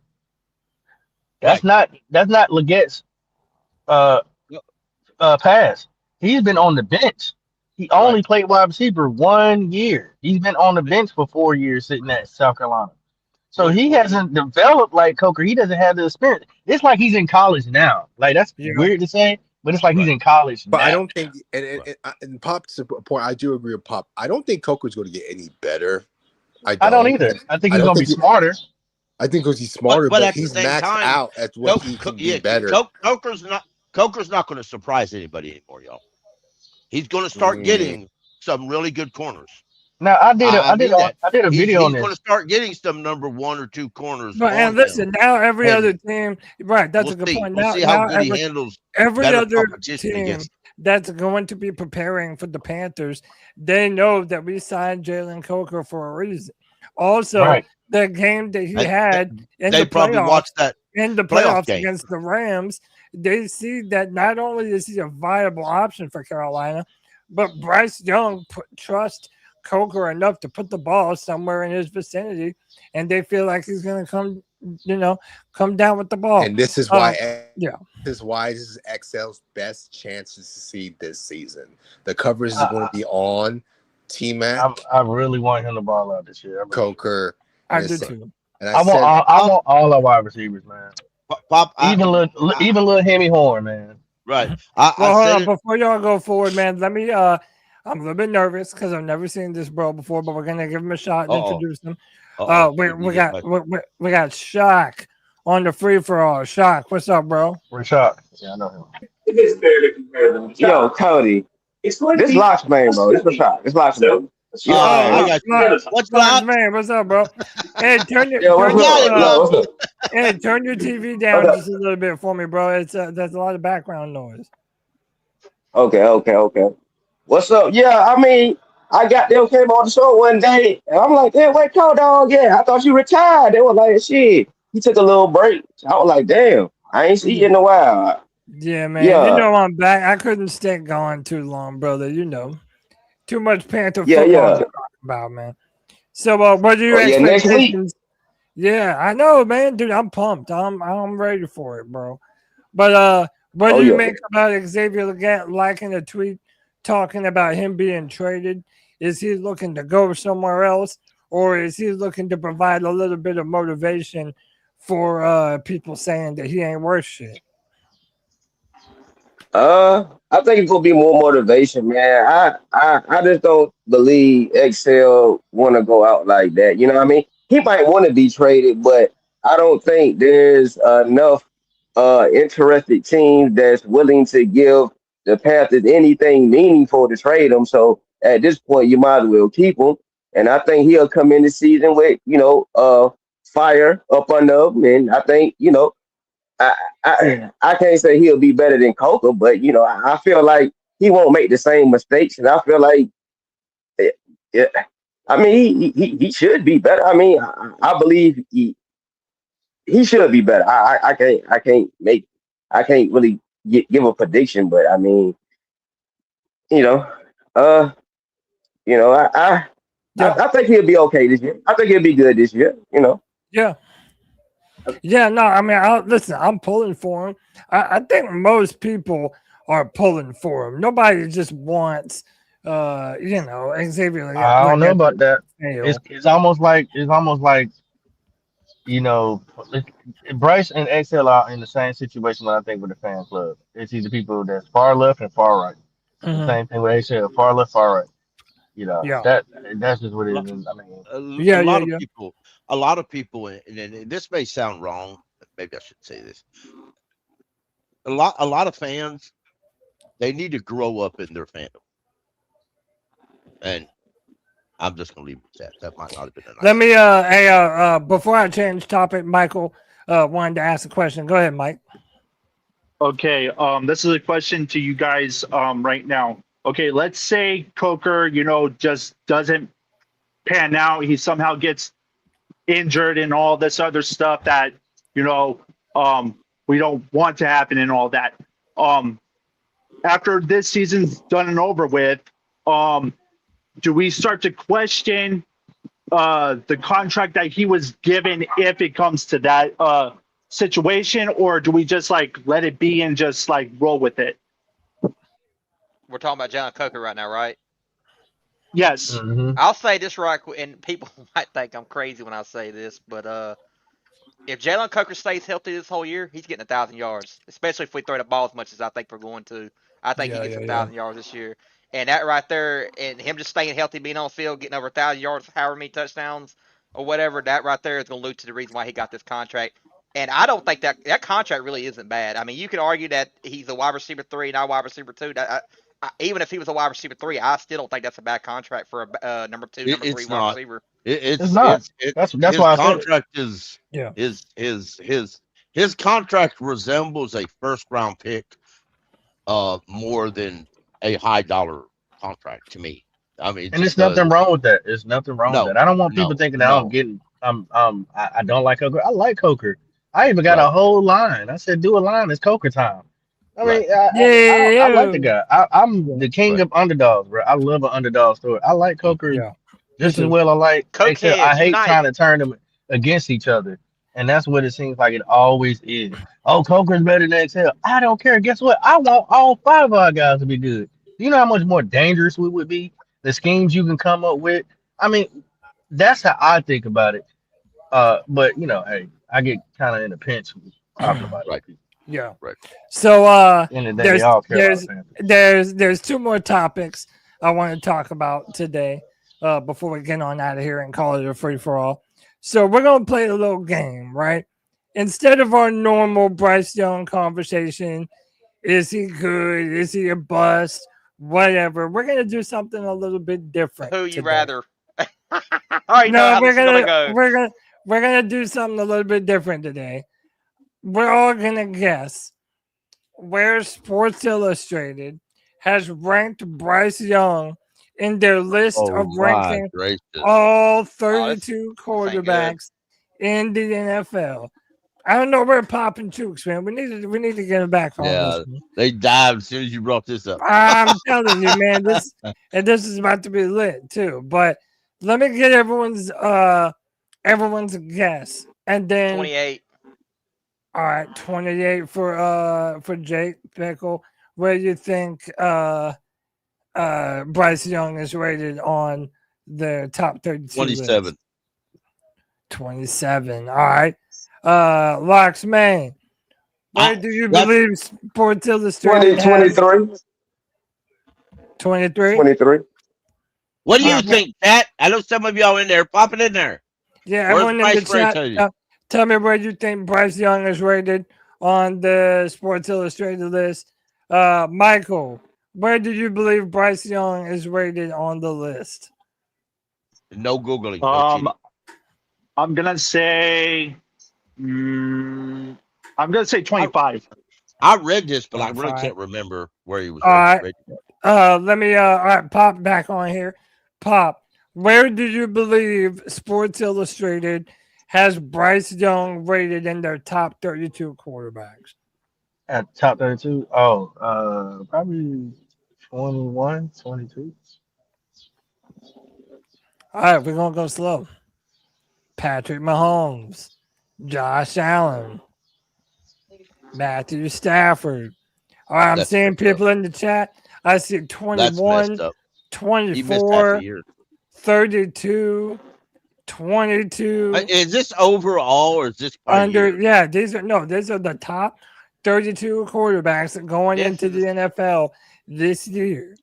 It's a Sports I- Illustrated. I- They always I don't. say Yeah, some they- crazy shit. Yeah, I don't Okay. like this list. But And it's bad to this say Sports- because I used to get their magazines. I as a used kid. to love Sports Illustrated. Yeah, I When did too. Sports Illustrated was a magazine, Yeah. they were great.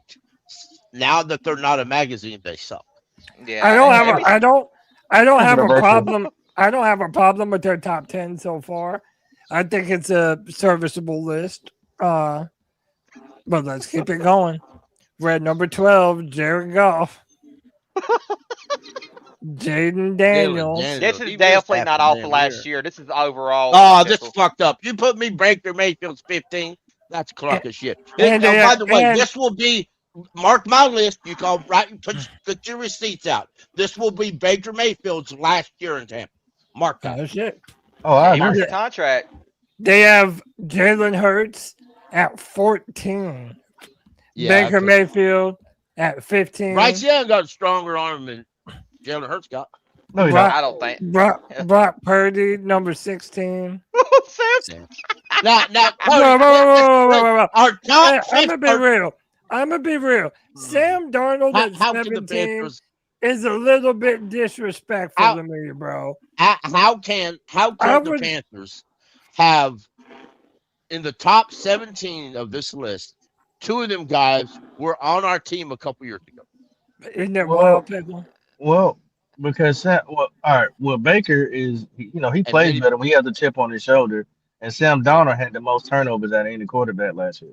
Right. and we also had a I open know, sesame but offensive line just- when we had both them players. And we had bad coaching. Yeah, we had we've bad. had bad coaching, bad offensive line. Bro, we listen were to me. by way far not. I don't ready to care have a what no quarterback one for all. says. At the end of his final year here under Steve Wilkes, Sam Darnold was playing good football. I don't care what Yeah. no one says. I thought he was too. Yeah, I wanted to keep Darnold. Yeah, Sam Darnold was playing well, and I'll be damned. I I'd would choose have Baker. Sam. I would I'd have choose Sam Baker I over Sam. Darnold. I I would would have have been Sam all right. Darnold ranked over Baker Mayfield Right. and Jalen Hurts. I would have been all right to Baker keep bottom. Sam for a Jalen couple Hurts is years. pretty efficient. And- I'm just but- saying. I agree. I know, I think but- Jalen. I think but- Jalen Hurts should be higher. How many wide do too. receivers? How many wide receivers are trying to get away from Sam Darnold right now? I don't think there are. AJ Brown was trying to get the hell away. He's a from he's a Jalen diva, Hurts. man. He's a diva. Oh, he didn't call me back or this, that, and other. Man, who cares? Bro? He's got a life. Jalen Hurts is the typical. He got the arm strength, but he just. I don't know if he can't read defense, but he just. I don't know. He just. Yeah, No. He can't stay in might the be right, pocket. Knox. I've heard something about he couldn't read defenses, but that was just from a couple fans. I All right, kind of, so you know what I'm saying? let me get everyone's opinion one more time. We're at 17. Jake, what number you said? I said 28. 28. Locksman, what'd you say? 23. 23. Pop, what'd you say? 21, 22. 21, 22. Pickle, what'd you say? I said 19. 19. Michael, what'd you say? Why you lying, Pickle? 25. Because Cody don't remember. I did. I said 27, Cody, but I changed my mind. I said 19. Man, y'all know I got the attention span of a goldfish. Damn it! Don't Yeah, make I fun know, of me, man. That's why I did it. Cody, All right, I said 20. Cody, I Yeah. said 25. 25. All right. Yeah. So 18, Bo Nix, Mm-hmm. CJ See, I was wrong Stroud, anyway. number 19. All right, so now we're in the 20s. This is where everyone is expecting to see Bryce. Kyler Murray, 21. Daniel Jones, 22. Danny Dimes. Jackson And Dart, he missed the whole damn year. 23.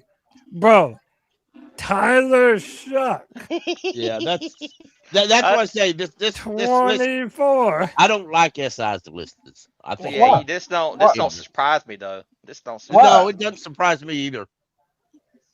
But Because why y'all dislike it? why I don't like No, SI I'm talking about doesn't. sport S, S because SI be saying yeah, some of the most SI wild SI out yeah of context SI shit. has some of the most unqualified people to write articles I've ever seen in my life, and They I'm really going to be do. nice and say unqualified. Well, listen, I mean, all these lists I are tracked one subjective of them anyway, down that right? said something about this past season about something about the Panthers trading for a player, and I tracked all this guy down. This particular reporter lived in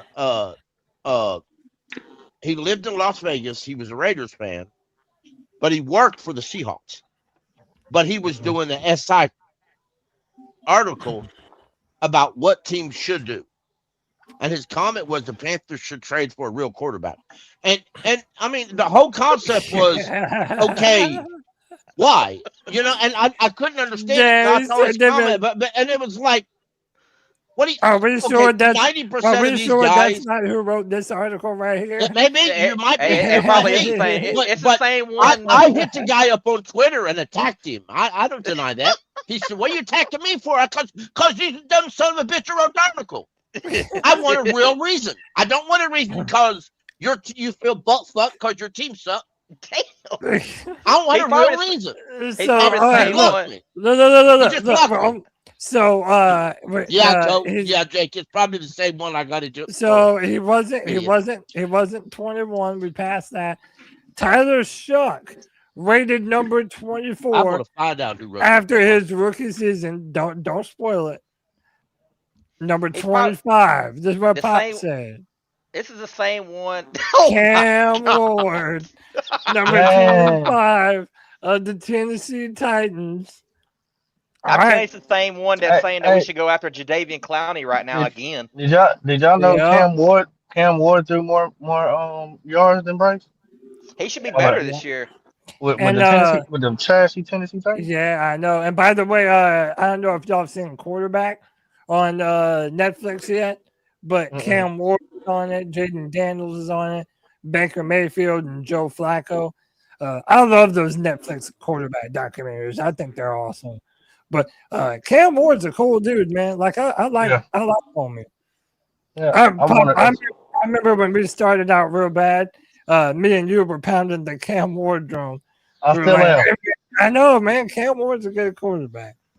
I think he'll be He good. got All right. disrespected when he got drafted too, bro. They didn't even talk about him really when Yep. he got. That was the most quiet number one pick I've ever seen. All right, They number knew he's going to a terrible franchise. bro, 26. Fernando Mendoza. I like Fernando Mendoza though. I do like Fernando Mendoza. You know what, Jake? I do too. But homeboy has not taken I told you about that one side though, snap Cody. of NFL football. Not a one snap. Man, they said he gonna play better. It's the same argument though when you draft a rookie and people compare to Hall of Famers or already saying the guy's a bust, even though they ain't even seen him out on the field yet. I will never understand that, and people should never even have that kind of mindset in my book. Shout out to Panthro. He says, I hope 9 checks the motivation out. We've been talking about Xavier Legette finding receipts on Twitter. I wonder if Bryce Young ever looks at anything that's ever said about him. I'm pretty sure some things slides across his table here and there. Part of me wishes that he would. They said they turn their social media off. Yeah. All right. Pickle said 27. Let's see. Boom, boom, boom. Michael Penix You're muted, Pickle. You're muted. No one can hear you rant and rave. Now, that's No one diabolical. can hear you, Pickle. He can't even hear me over himself yelling. He's muted.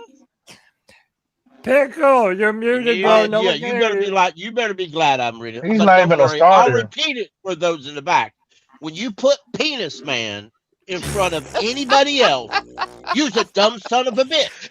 I mean, Penis you know what? man. Wow, that, And that's just what it is. Messed up. You're not, and a lot of the reasons why I don't like these articles is because you don't have to be an intelligent person to read these articles and realize the people that wrote these have Don't watch never football watched either. tape in their life.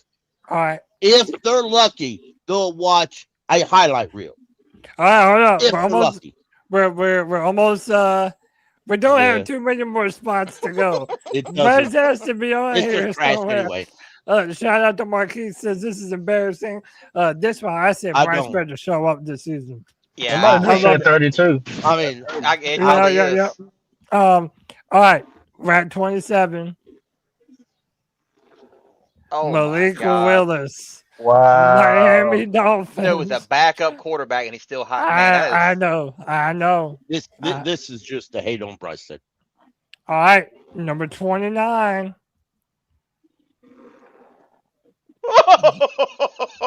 What? Geno Smith. Dang. At number 29. And nobody, yeah, this is just a hate on Bryce segment. That's all this is. This has got no bearings of it. No, there he is. This has got There he is. this has got no bearing of intelligence. 30 is Bryce Young is number 30 on Sports Illustrated's list. So this is what they wrote. The Panthers went to the postseason last year after winning the NFC South with an 8-9 record, but it was more in spite of Young than because of him. The 2023 number one pick was 28th in EPA, minus 40.8, and EPA per drop back, minus 0.08, while also ranking 30th with 6.3 yards per attempt. Of qualifying quarterbacks, only Spencer Rattler, Joe Flacco, and Cam Ward were worse. Unfortunately for Young, there's not much reason for optimism. While he will turn 25 years old on July 25th, he's shown little improvement outside of second-year wide receiver Tedoroa McMillan. There's not much firepower for Young to target. Where's Chuk at? Chuk, you up here?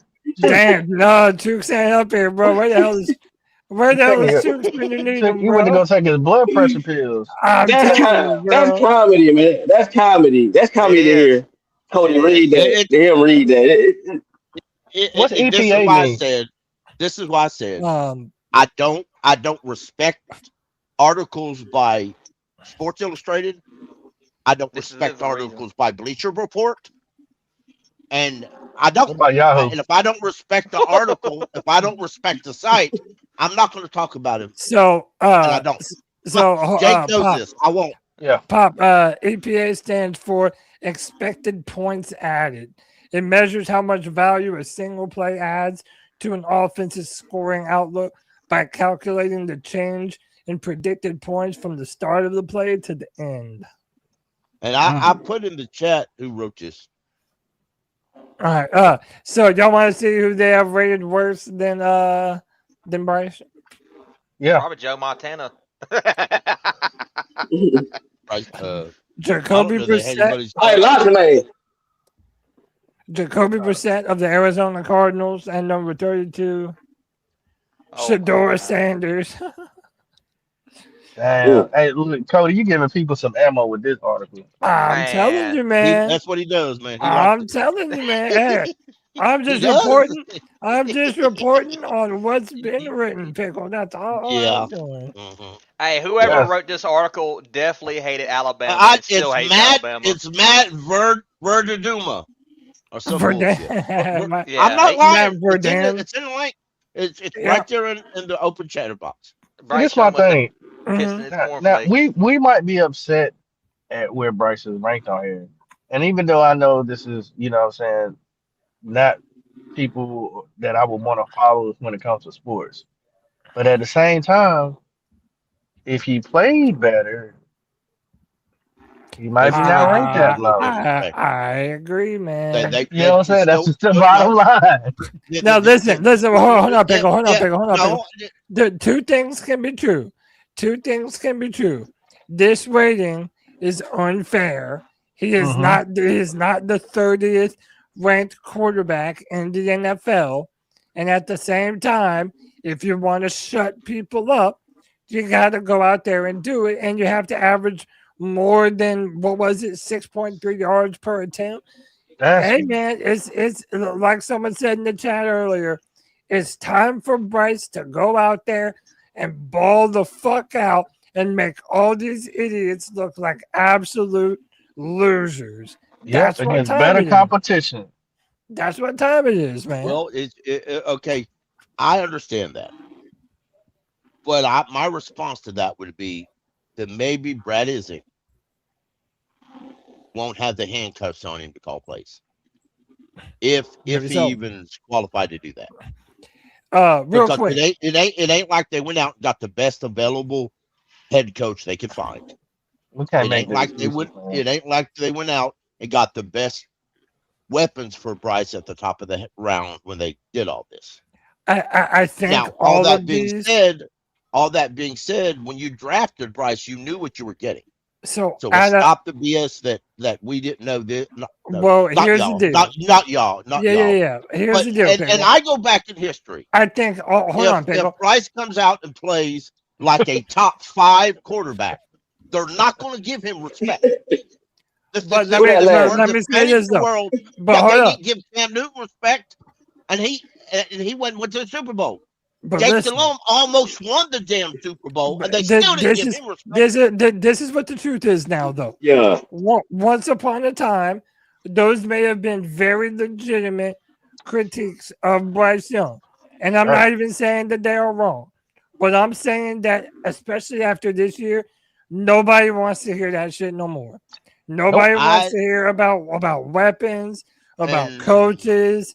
You know, I think I that agree. I agree. That's why I said last week, right? And I'll say it again, and I'll say it next week, and the week after, and the week after. If Bryce fails, he will not be the only man losing a job. As much as some people on this, as much as some people think he will be, he won't. If this fails, if we have a top 5 pick because we suck that bad, Dan Morgan's out. I don't think so. I don't know about that. I don't know about that. Hold that thought. Hold that thought. Wait, hold on. We're gonna go into that. Man, we've had hold this on, conversation. Pickle. Hold on, Pickle. We're gonna go into that. Let me read the super chat. Thank you to Michael Reap for the $10 C3 bomb. Says nothing like spending Friday nights on a Friday free for all. Keep pounding. Appreciate you, Michael. Hope you're having a good time. And as Michael I'm not says, saying Bryce is perfect. hit that like button if you haven't done so already. Get us back going in the algorithm. We appreciate you for being a part of what we're doing here tonight. Locksman, go on that. You don't think Dave Canales is out if Bryce underperforms? I said Dan Morgan. Dave is gone. Tell me why. Not Dan Morgan. Because he was brought here to help Bryce, and if he gives, well, I mean, he did, but he gave up the play calling. If Bryce fails horribly, and he either has to take over the job, or he just decides, hey, keep Brett or go with David. What's the name? David Bevel, the dude they brought in. If Bryce Young regresses and this team, like Pick said, finishes like top 5 or some shit, Dave is gone. But Dan is not going nowhere. I don't think neither one of them going. Dave is going though. let me ask you, how does Tepper fire himself? I don't think he I does. didn't say Tepper. I didn't say Tepper was I gone. I think know. he. I think I he has know Tepper to. won't that. Have, be gone unless he dies. yeah, no, I think Tepper he know. has ain't to. selling this damn thing. He's He making might too have much to have money off the some. Panthers to So sell it. I know. he might have to have some Me Too accusations. There you Pop. go. Hey, He have to sell. He have to sell. See, you have to sell because all this started from who? David Peanut Head Tepper. It started with him. It's all gonna be thrown in his face. It is no longer gonna be pointing at it was Dan Morgan, it was Dave Canal, because Dave Canal did his job. He didn't get you to the playoffs. Or he done coached the team to get to the playoffs. It ain't gonna be Brad, is it? Because it's the same playbook, and Brad is been the same the whole time. It's gonna be on David Yeah. Tepper to figure out. Okay, I got to self scout myself. Maybe this time I'll go around if we decide to get a quarterback out of the That's draft. what he did last I year. would just sit back and shut the fuck up. What I would say is this though. I give David Tepper some credit. I feel like the past 2 years in a row, specifically, I feel like he has let the decision makers that he hired make decisions. Yeah. But early in his time here, Pop, I felt like David Tepper had his hand in everything, and He did. every single Hey, yard that He, there could be had. But I he do admitted like, it on the Pat McAfee show. yeah, but hey, I hey, do Pop. think that he has taken himself out of the equation more. Mhm. Hey, Pop. He was like Diddy Death Row. Yeah. David Tepper, he wanted to be all in the videos, and he wanted to be all in the. He You know what he I'm was saying? Yeah, he was You Suge know, Knight, but Rashad. Rashad, he yeah, was Suge Knight. oh yeah, yeah, yeah. yeah, yeah, yeah. Um, I don't know, man. I think it's a good year for Bryce Young to really show what he's capable of. Mhm. And by the way, that was the first thing that I thought of when it was announced that we had the third hardest schedule in the Mm-hmm. NFL. Mhm. Like, dude, Yeah. this is the perfect Yeah. opportunity for the Panthers to come out and for Bryce to show that he can lead the team against some of the best competition that the NFL has to offer. Now you have Jalen Coker. Hopefully, he'll be healthy all year. You have the Mhm. returning offensive player, or rookie offensive player of the year. You Mhm. just upgraded some weapons in the draft with Chris Brazel. You brought in John Mechie. You have a history with him. Xavier Legette, as we mentioned, has a ton of motivation. We have a lot more firepower than the writer of this article is giving us credit for. Yeah, Hey, I love Cody. that. Cody. Hey, BF, Cody. Yeah, Pickle and then Michael. Hold on, Pickle Okay. and Michael.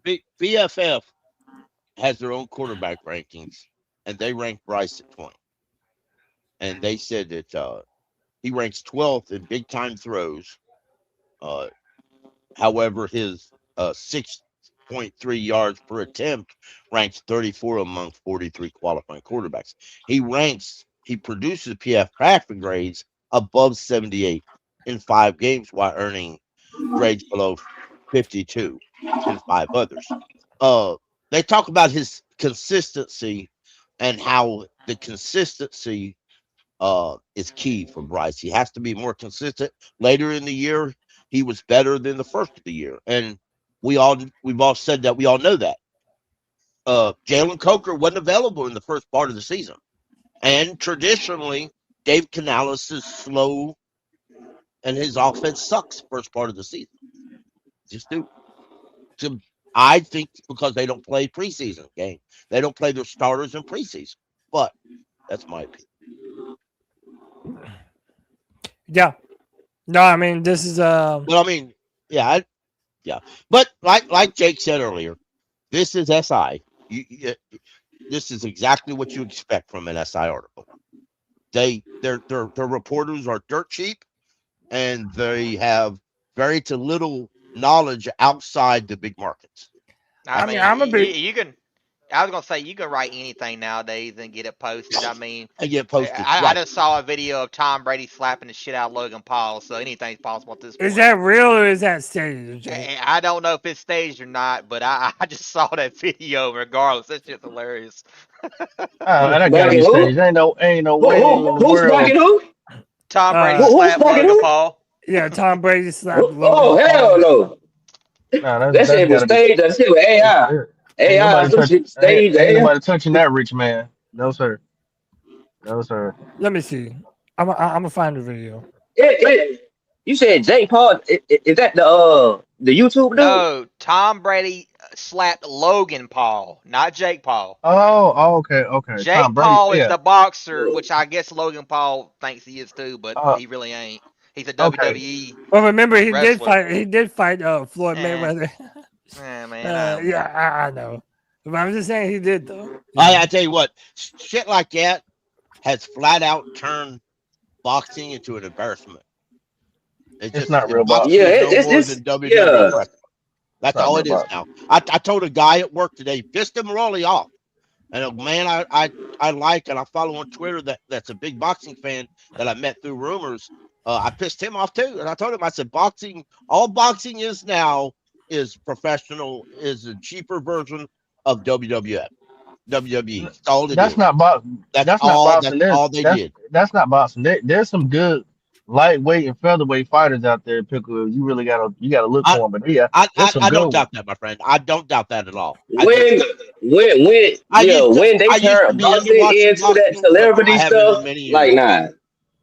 nah. I You used to like box. to watch boxing and real pro wrestling. And pro wrestling, you always knew was fake, but it became bluntly obvious fake, and I quit watching it.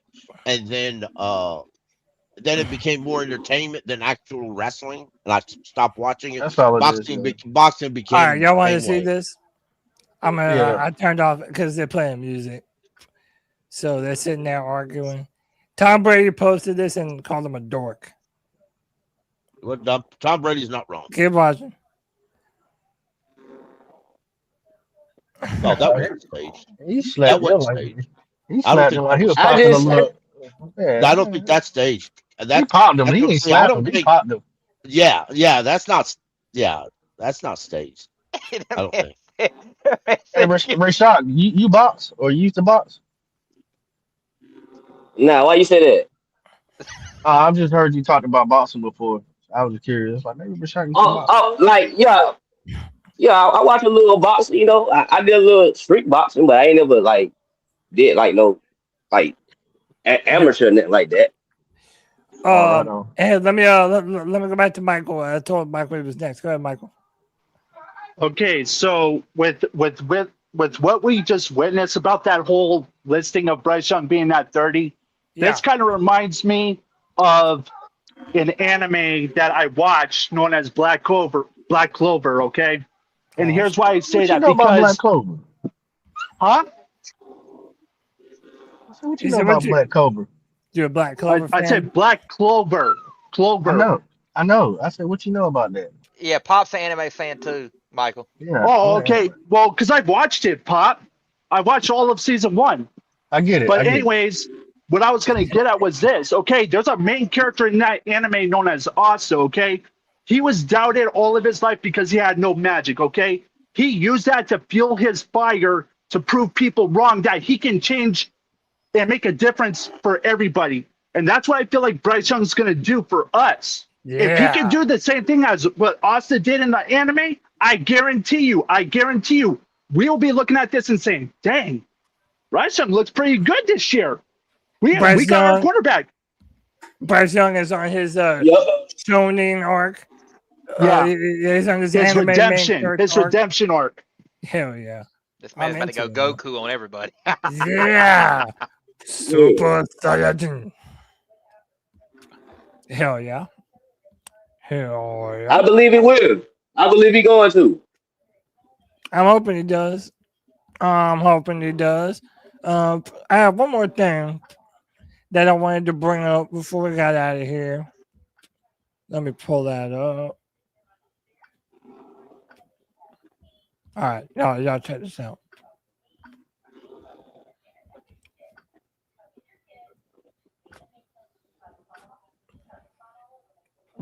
All right. Players are getting more involved in the movement to get real grass back in stadiums. So they just had the World Cup here in the USA and a bunch of different states.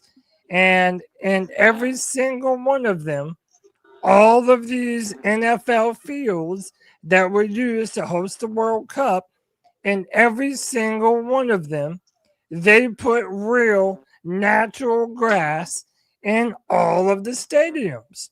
So right there, it shows you and lets you know That dog got that excited about that grass. I'm telling you, he was like, "Hey, I got to pee, bro. Let me know." But so this is Devin Lloyd throwing his name into the hat. All right, I'm gonna mute you for a little bit, Shaw. It says natural grass isn't out of reach. Prioritizing players shouldn't be either. We're worth the cost. So, boys, how much of this did you feel is directly pointed at our very own David Tepper and all of these other NFL owners? This isn't the first time it's happened. No, Shaq Thompson did it. Yeah, Devin right. Lloyd's It's the second not linebacker. the first time. Right. It's not going You're to right. happen. Go ahead, I Jake. won't. No, I've it's been not. wanting natural grass. I think it's ridiculous I have that too. we have a soccer team that plays on natural grass, but when after soccer game ends, we got to take it up, put fake grass out there. I don't understand it. If it's a money cost thing, shouldn't even be involved in that. If you're paying the money to put real grass out there for the soccer team, you should be able to do the same thing for your NFL players who prefer natural grass. Be quiet. Majority of them Shut up. do. Put natural grass. It looks better anyway. To me, natural grass always looks better. Right. It's happened for many years now. It's definitely not the first time they were doing when Tepper bought the team and he pulled the natural, he put all turf down, and then he bought the soccer and then realized that the soccer teams coming from Europe demand and their union says they don't have to play on turf, and they pull it up to put the natural down. Yeah, they started doing that. That's exactly why. Because the soccer unions stand by their guys, and the NFLPA over in Europe. The NFLPA, well, yeah, but the NFLPA here don't. The NFL Players Association should stand their ground. I put it on there, below there. I said, stand your ground, NFL players. I have added the NFLPA and point blank on Twitter multiple times in years going on. Okay, if the owners want the 18th game, NFLPA, stand your ground. And let me add some clarification real quick. I looked it up. And does Charlotte FC play on natural grass? And Google came back with no. Charlotte FC plays home matches on artificial turf. That's even worse. So the MLS, I know. So basically, the distinction is overseas in Europe and Latin America, where they play real soccer, they have rules that they do not play on artificial turf. Right. So, American soccer has clearly not come as far. But, yeah, man, I'm happy to see these players. I know. I'm happy to see these players pushing back and demanding I've got into argument, though, with other fans over this topic. Jake's been part of some of them arguments. I've got into a lot of arguments over this. A lot of people a few years ago did not outright call me a lying SOB when I said they'll put real grass down for the soccer players, but won't with the NFL players. I had several fans call me out when Shaq Thompson brought it up. People began to wake up and realize. Shaq Thompson is a free agent. I truly believe that one of the reasons why he's no longer here is because he stood his ground on that. And, let's hope David Lloyd actually plays here as long as his contract is over. Let me ask this. Yeah, go ahead, Rashad. Yeah, so basically they call it basically a cost-cutting move, so they won't have to water water it and do all that and Right. like fix it up and stuff. Like, Well, also cause it's like, for the one of the main reasons why they do it is because now Bank of America Stadium, they host concerts. So it's easier to take out the artificial turf when you have Beyonce and the Red Hot Chili Peppers coming into town. It's easy to just take out the turf and then you have a normal cement ground to be able to, put chairs and host the stage and stuff like that. Whereas if you have real grass, it ruins all the grass and you can't just put it back. You have to get brand new grass. So that's always been what these owners will say. However, they still have no problem doing it for these World Cup teams. Cody. yeah, and I remember when I remember when I was coming up, I thought turf usually like was like indoor stadiums. I used to thought it was like for indoor stadiums and like outside stadiums had grass. I don't know why you thought that, but I guess it ain't true. Well, I know it ain't true now, but Yeah. Does anyone think that this will actually be a change that's made? Not without the NFLPA striking, and I mean refusing to play. Yeah, sadly, I mean, it unfortunately, won't. too, It's it tries to be more going to to get Devin ugly Lloyd. before it gets better. But at the same time, and I've said it before, and a lot of people have feelings about the NFLPA.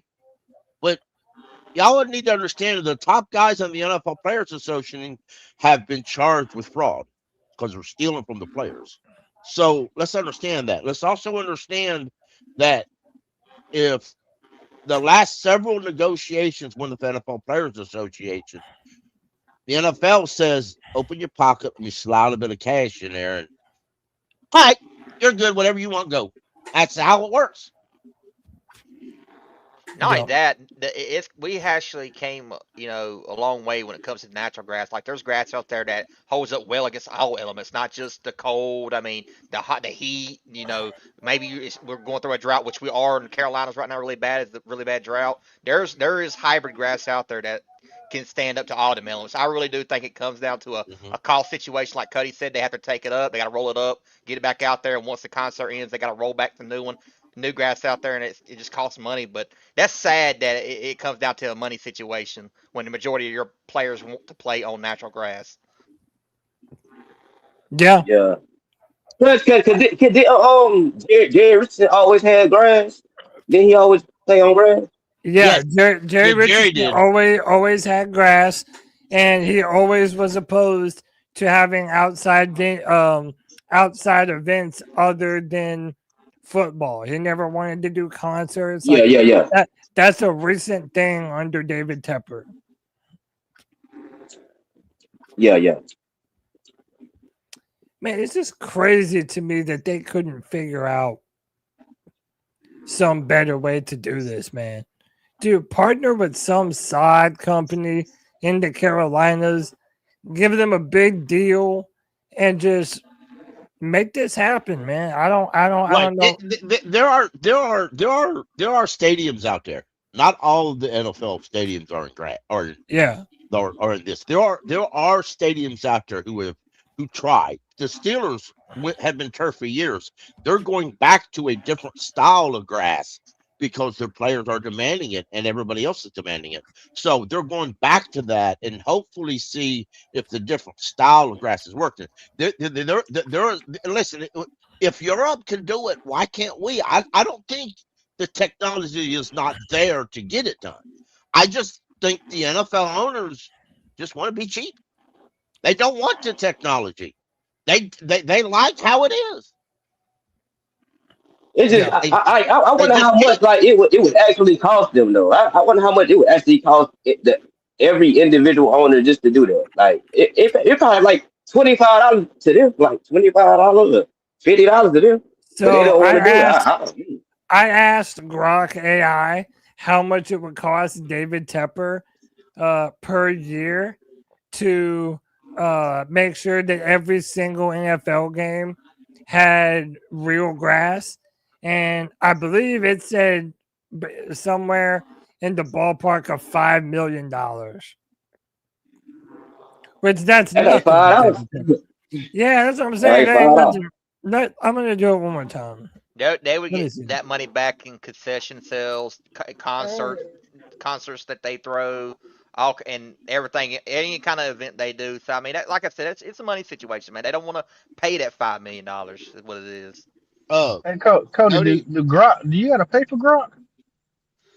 No. I don't. Well, No, unless you can use it for free, but you can buy like an upgraded version that will do more. But you can just use it on Twitter for free. you get Oh, to it's on upgrade. Twitter. It's like a better AI version of it. Ah, okay. I didn't know it was on Twitter. I thought it was just an app because I thought the app charges you. Nah, it's on X. It's a matter of fact, if you look on his left side, it's the 1, 2, 3, 4, 5th symbol. Nice, cool. I'm gonna bring it up.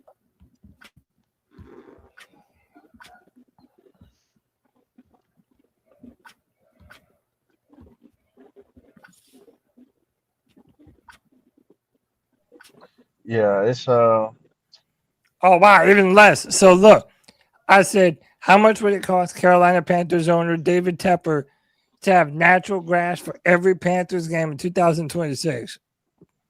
Roughly 1 to 3 million or more for the 2026 season, primarily for 9 regular season home games, depending on reside frequency, infrastructure, and maintenance intensity.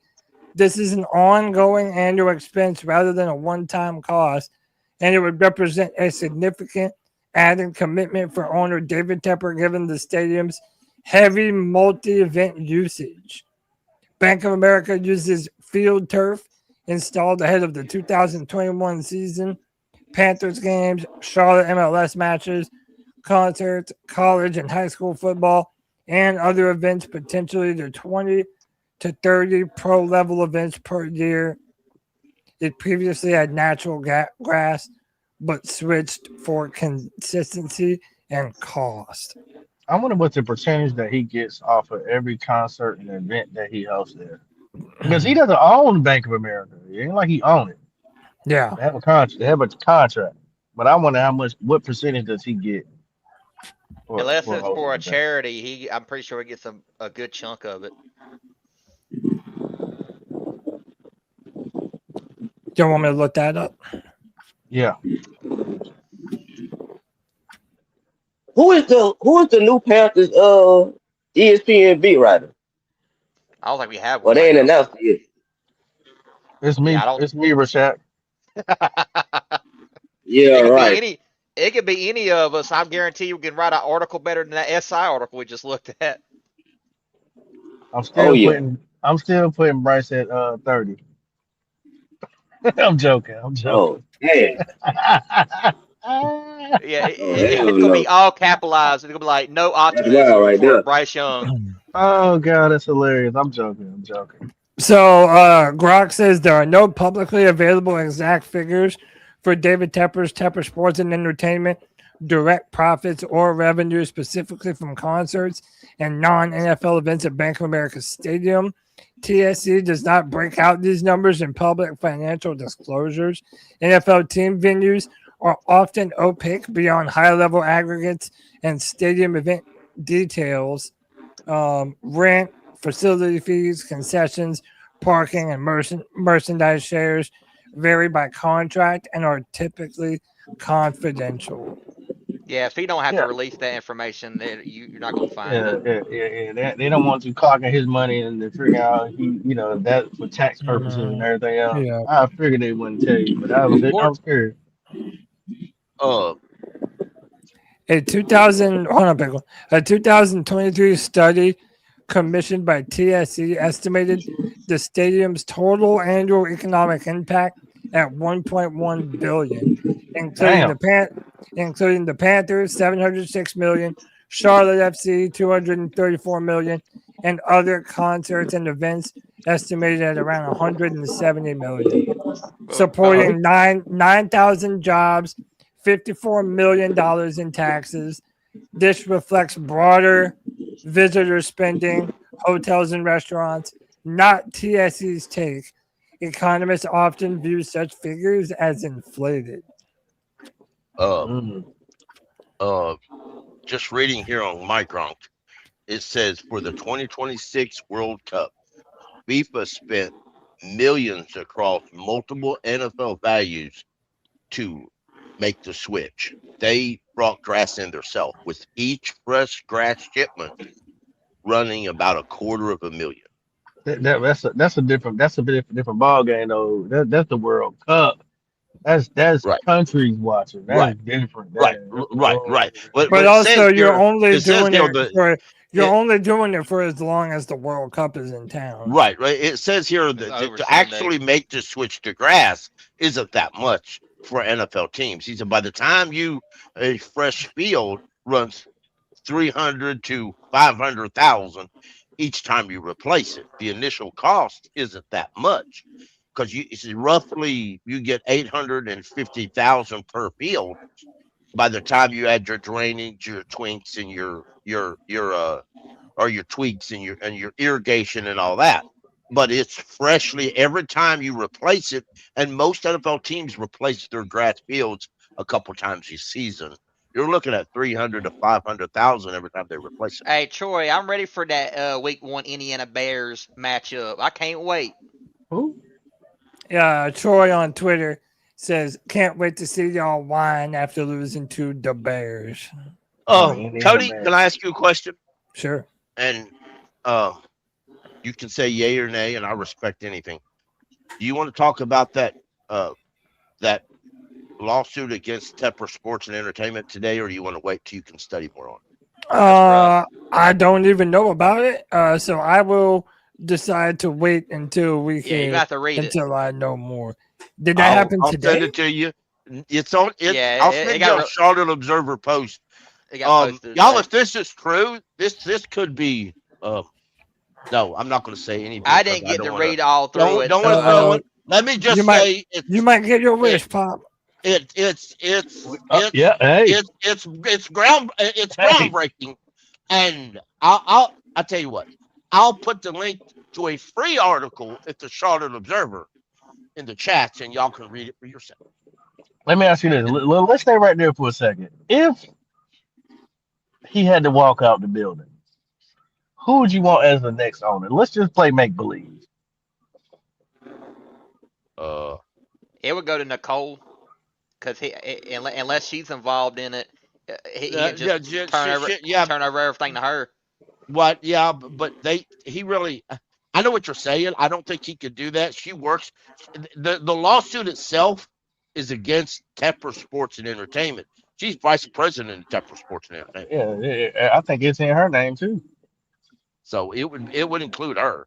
But to answer Pop's question, just to shoot out in the dark somewhere, I want former players to own it. Oh yeah, that ain't gonna happen. No, it ain't. But hey, Tom Brady's a part owner now. Wouldn't that be some shit? Wouldn't that be some stuff? I know one thing. I don't want Michael Jordan. But I don't really have. I tell you what. Does anybody know who bought the Seahawks recently? I don't know. Yeah. Previous owners of 49ers, I believe, or part owners of the 49ers. He's a venture capitalist who owns stake in DoorDash, Instacart. So it ain't gonna. I think the NFL is so when you buy a team is so expensive. It can't just be one person. Magic Johnson. So I still laugh at that interview with Magic Johnson when he said, "I'm not going to be here." So look, we'll probably go into this more on Tuesday, but just looking at what the base level stuff is, I'm gonna be real. I kind of think it's a nothing burger. It's not something that would get David Tepper out the seat. No, it may be people. A lot of people. They get sued all the time.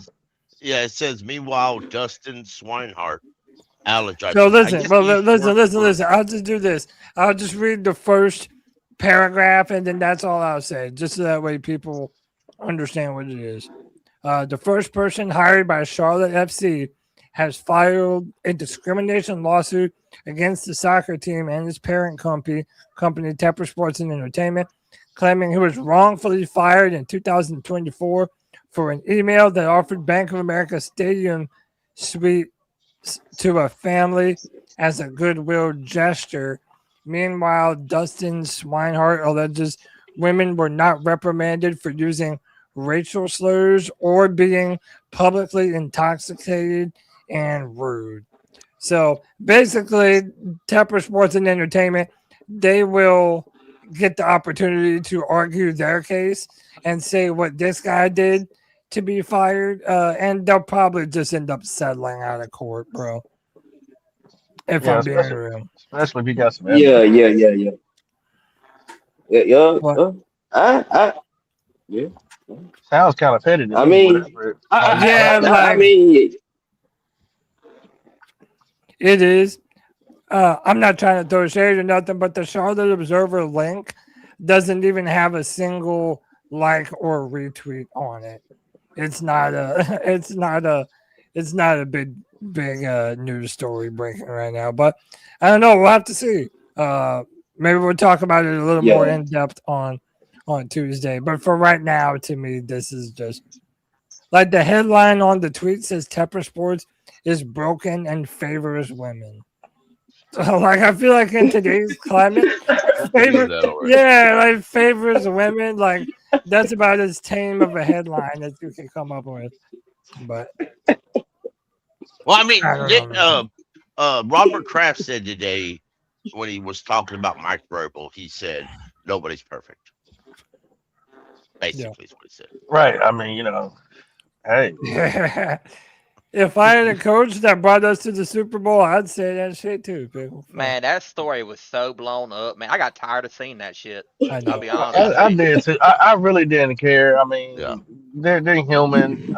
Neither one of them. The truth is, neither one of them are happy at home. That's all it is. Yeah, I mean, it's none of my business, and They were just stupid. Right. Bro, Diana was seeing it kind of fun though. Anyway, I mean, that's your one.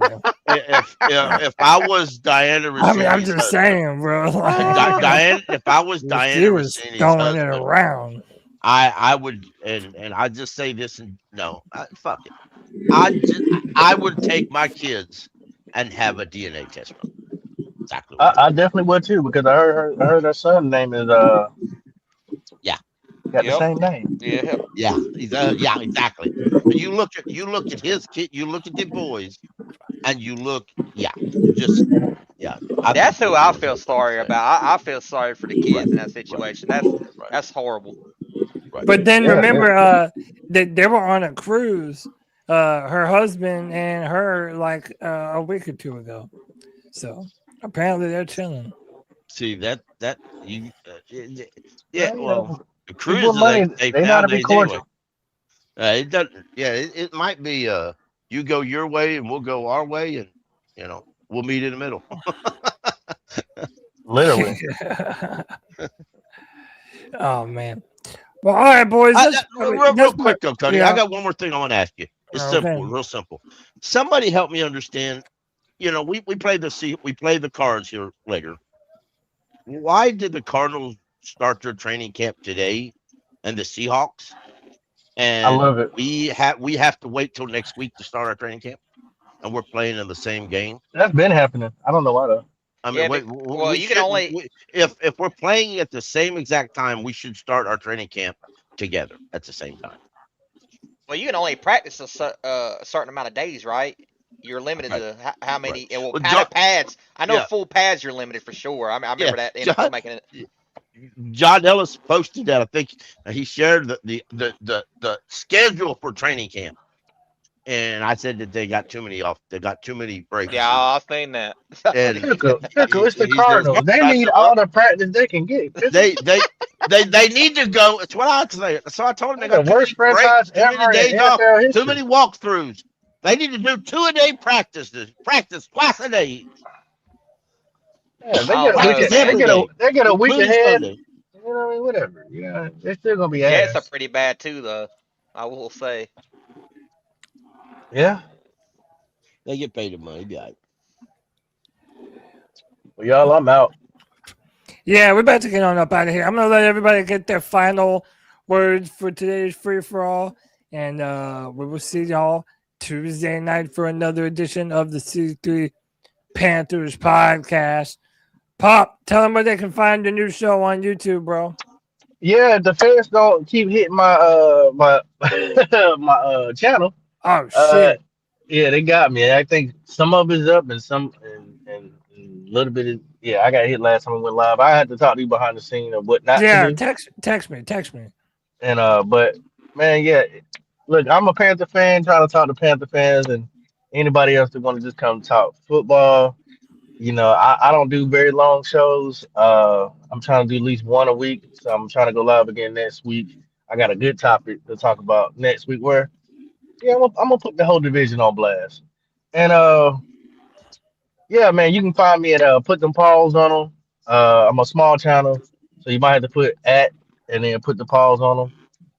And if you like the content, man, just stop by and say, hey, man, I dropped the link and converse with me. I'll let you boy talk to me. Yes, sir. Thank When's you. what day you going live? Wednesday. I should be going live Wednesday. Yeah, man, hit me up. I'll come through. Yeah, for sure. Yeah, man. All right, appreciate you, Pop. Let me go to Rashak, Locks, man. Give me your final thoughts for the Friday free for all, bro. Yeah, I ain't got much, man. Just ready for the season. Yes, Training sir. camp start next week, and let's get it. You ready? Let's You know what I'm get saying? it. Let's get it. Yes, sir. Appreciate you, bro. As always. Let me Yeah. go to my man, Michael Weidrich, aka Pimp Jones, in the building. I love the nickname, bro. Give me your final thoughts for the free for all, man. Okay, this is my final word for tonight, right, Sean? You better come out and be the Grim Reaper of the NFL, buddy, because we need that. We need that energy from you, buddy. We need the whole entire team to be successful. I'm glad that football's around the corner. I'm glad that we're going to be excited to see this team go all out. I can't wait to see the Oregon Ducks ball out, and I'm ready. I'm hyped. Let's go! Woohoo! Love the energy, bro. Love it, love it, love it. Panther Pickle. Talk to me, brother. Give me your final thoughts for the free for all. Tell them where they can find you on YouTube, and we're gonna get on up out of here, bro. Yeah. Yeah. It's almost here. Training camp's almost here. All the podcasters will be busting it next week. Everything's flowing. And yeah, a bunch of players on this roster. Coaches all got something to prove. Some of them, if we do really good, some of them will be gone because to other teams. That's just how it works. We don't. Some of them going to be gone to other teams, probably. So either way, we're going to keep pounding. All these players need to come out and do their best and play better than they did last year. Like it or not, we only won 8 games, and I want more. I want a win in the playoffs. I want a winning season and a win in the playoffs, or it's a failed season. Keep pounding. You can find me at the Blue Black Attack podcast, where we will go hardcore at 7:30 Monday evening. I'll be available on YouTube and Twitter. Jake the Snake, appreciate you as always, bro. Give me your final thoughts for the free for all, where they can find you. We're gonna get on up out of here, dog. Great show again, Cody. Always love being on here. Always love being on here with the panel. It's great getting people in here. So maybe some people that we ain't heard from in a while. But yeah, the Blue and Black Attack. Pickles Deal With It show Monday 7:30. You got my show, which we record Wednesday, but won't be released until Saturday. We also got the Cole show on Thursdays, and cannot forget about my brother D Money, Panthers Prime Time. His show is on Friday. So make sure you come and join us. Hit that like button, hit that subscribe button. We appreciate every single one of y'all.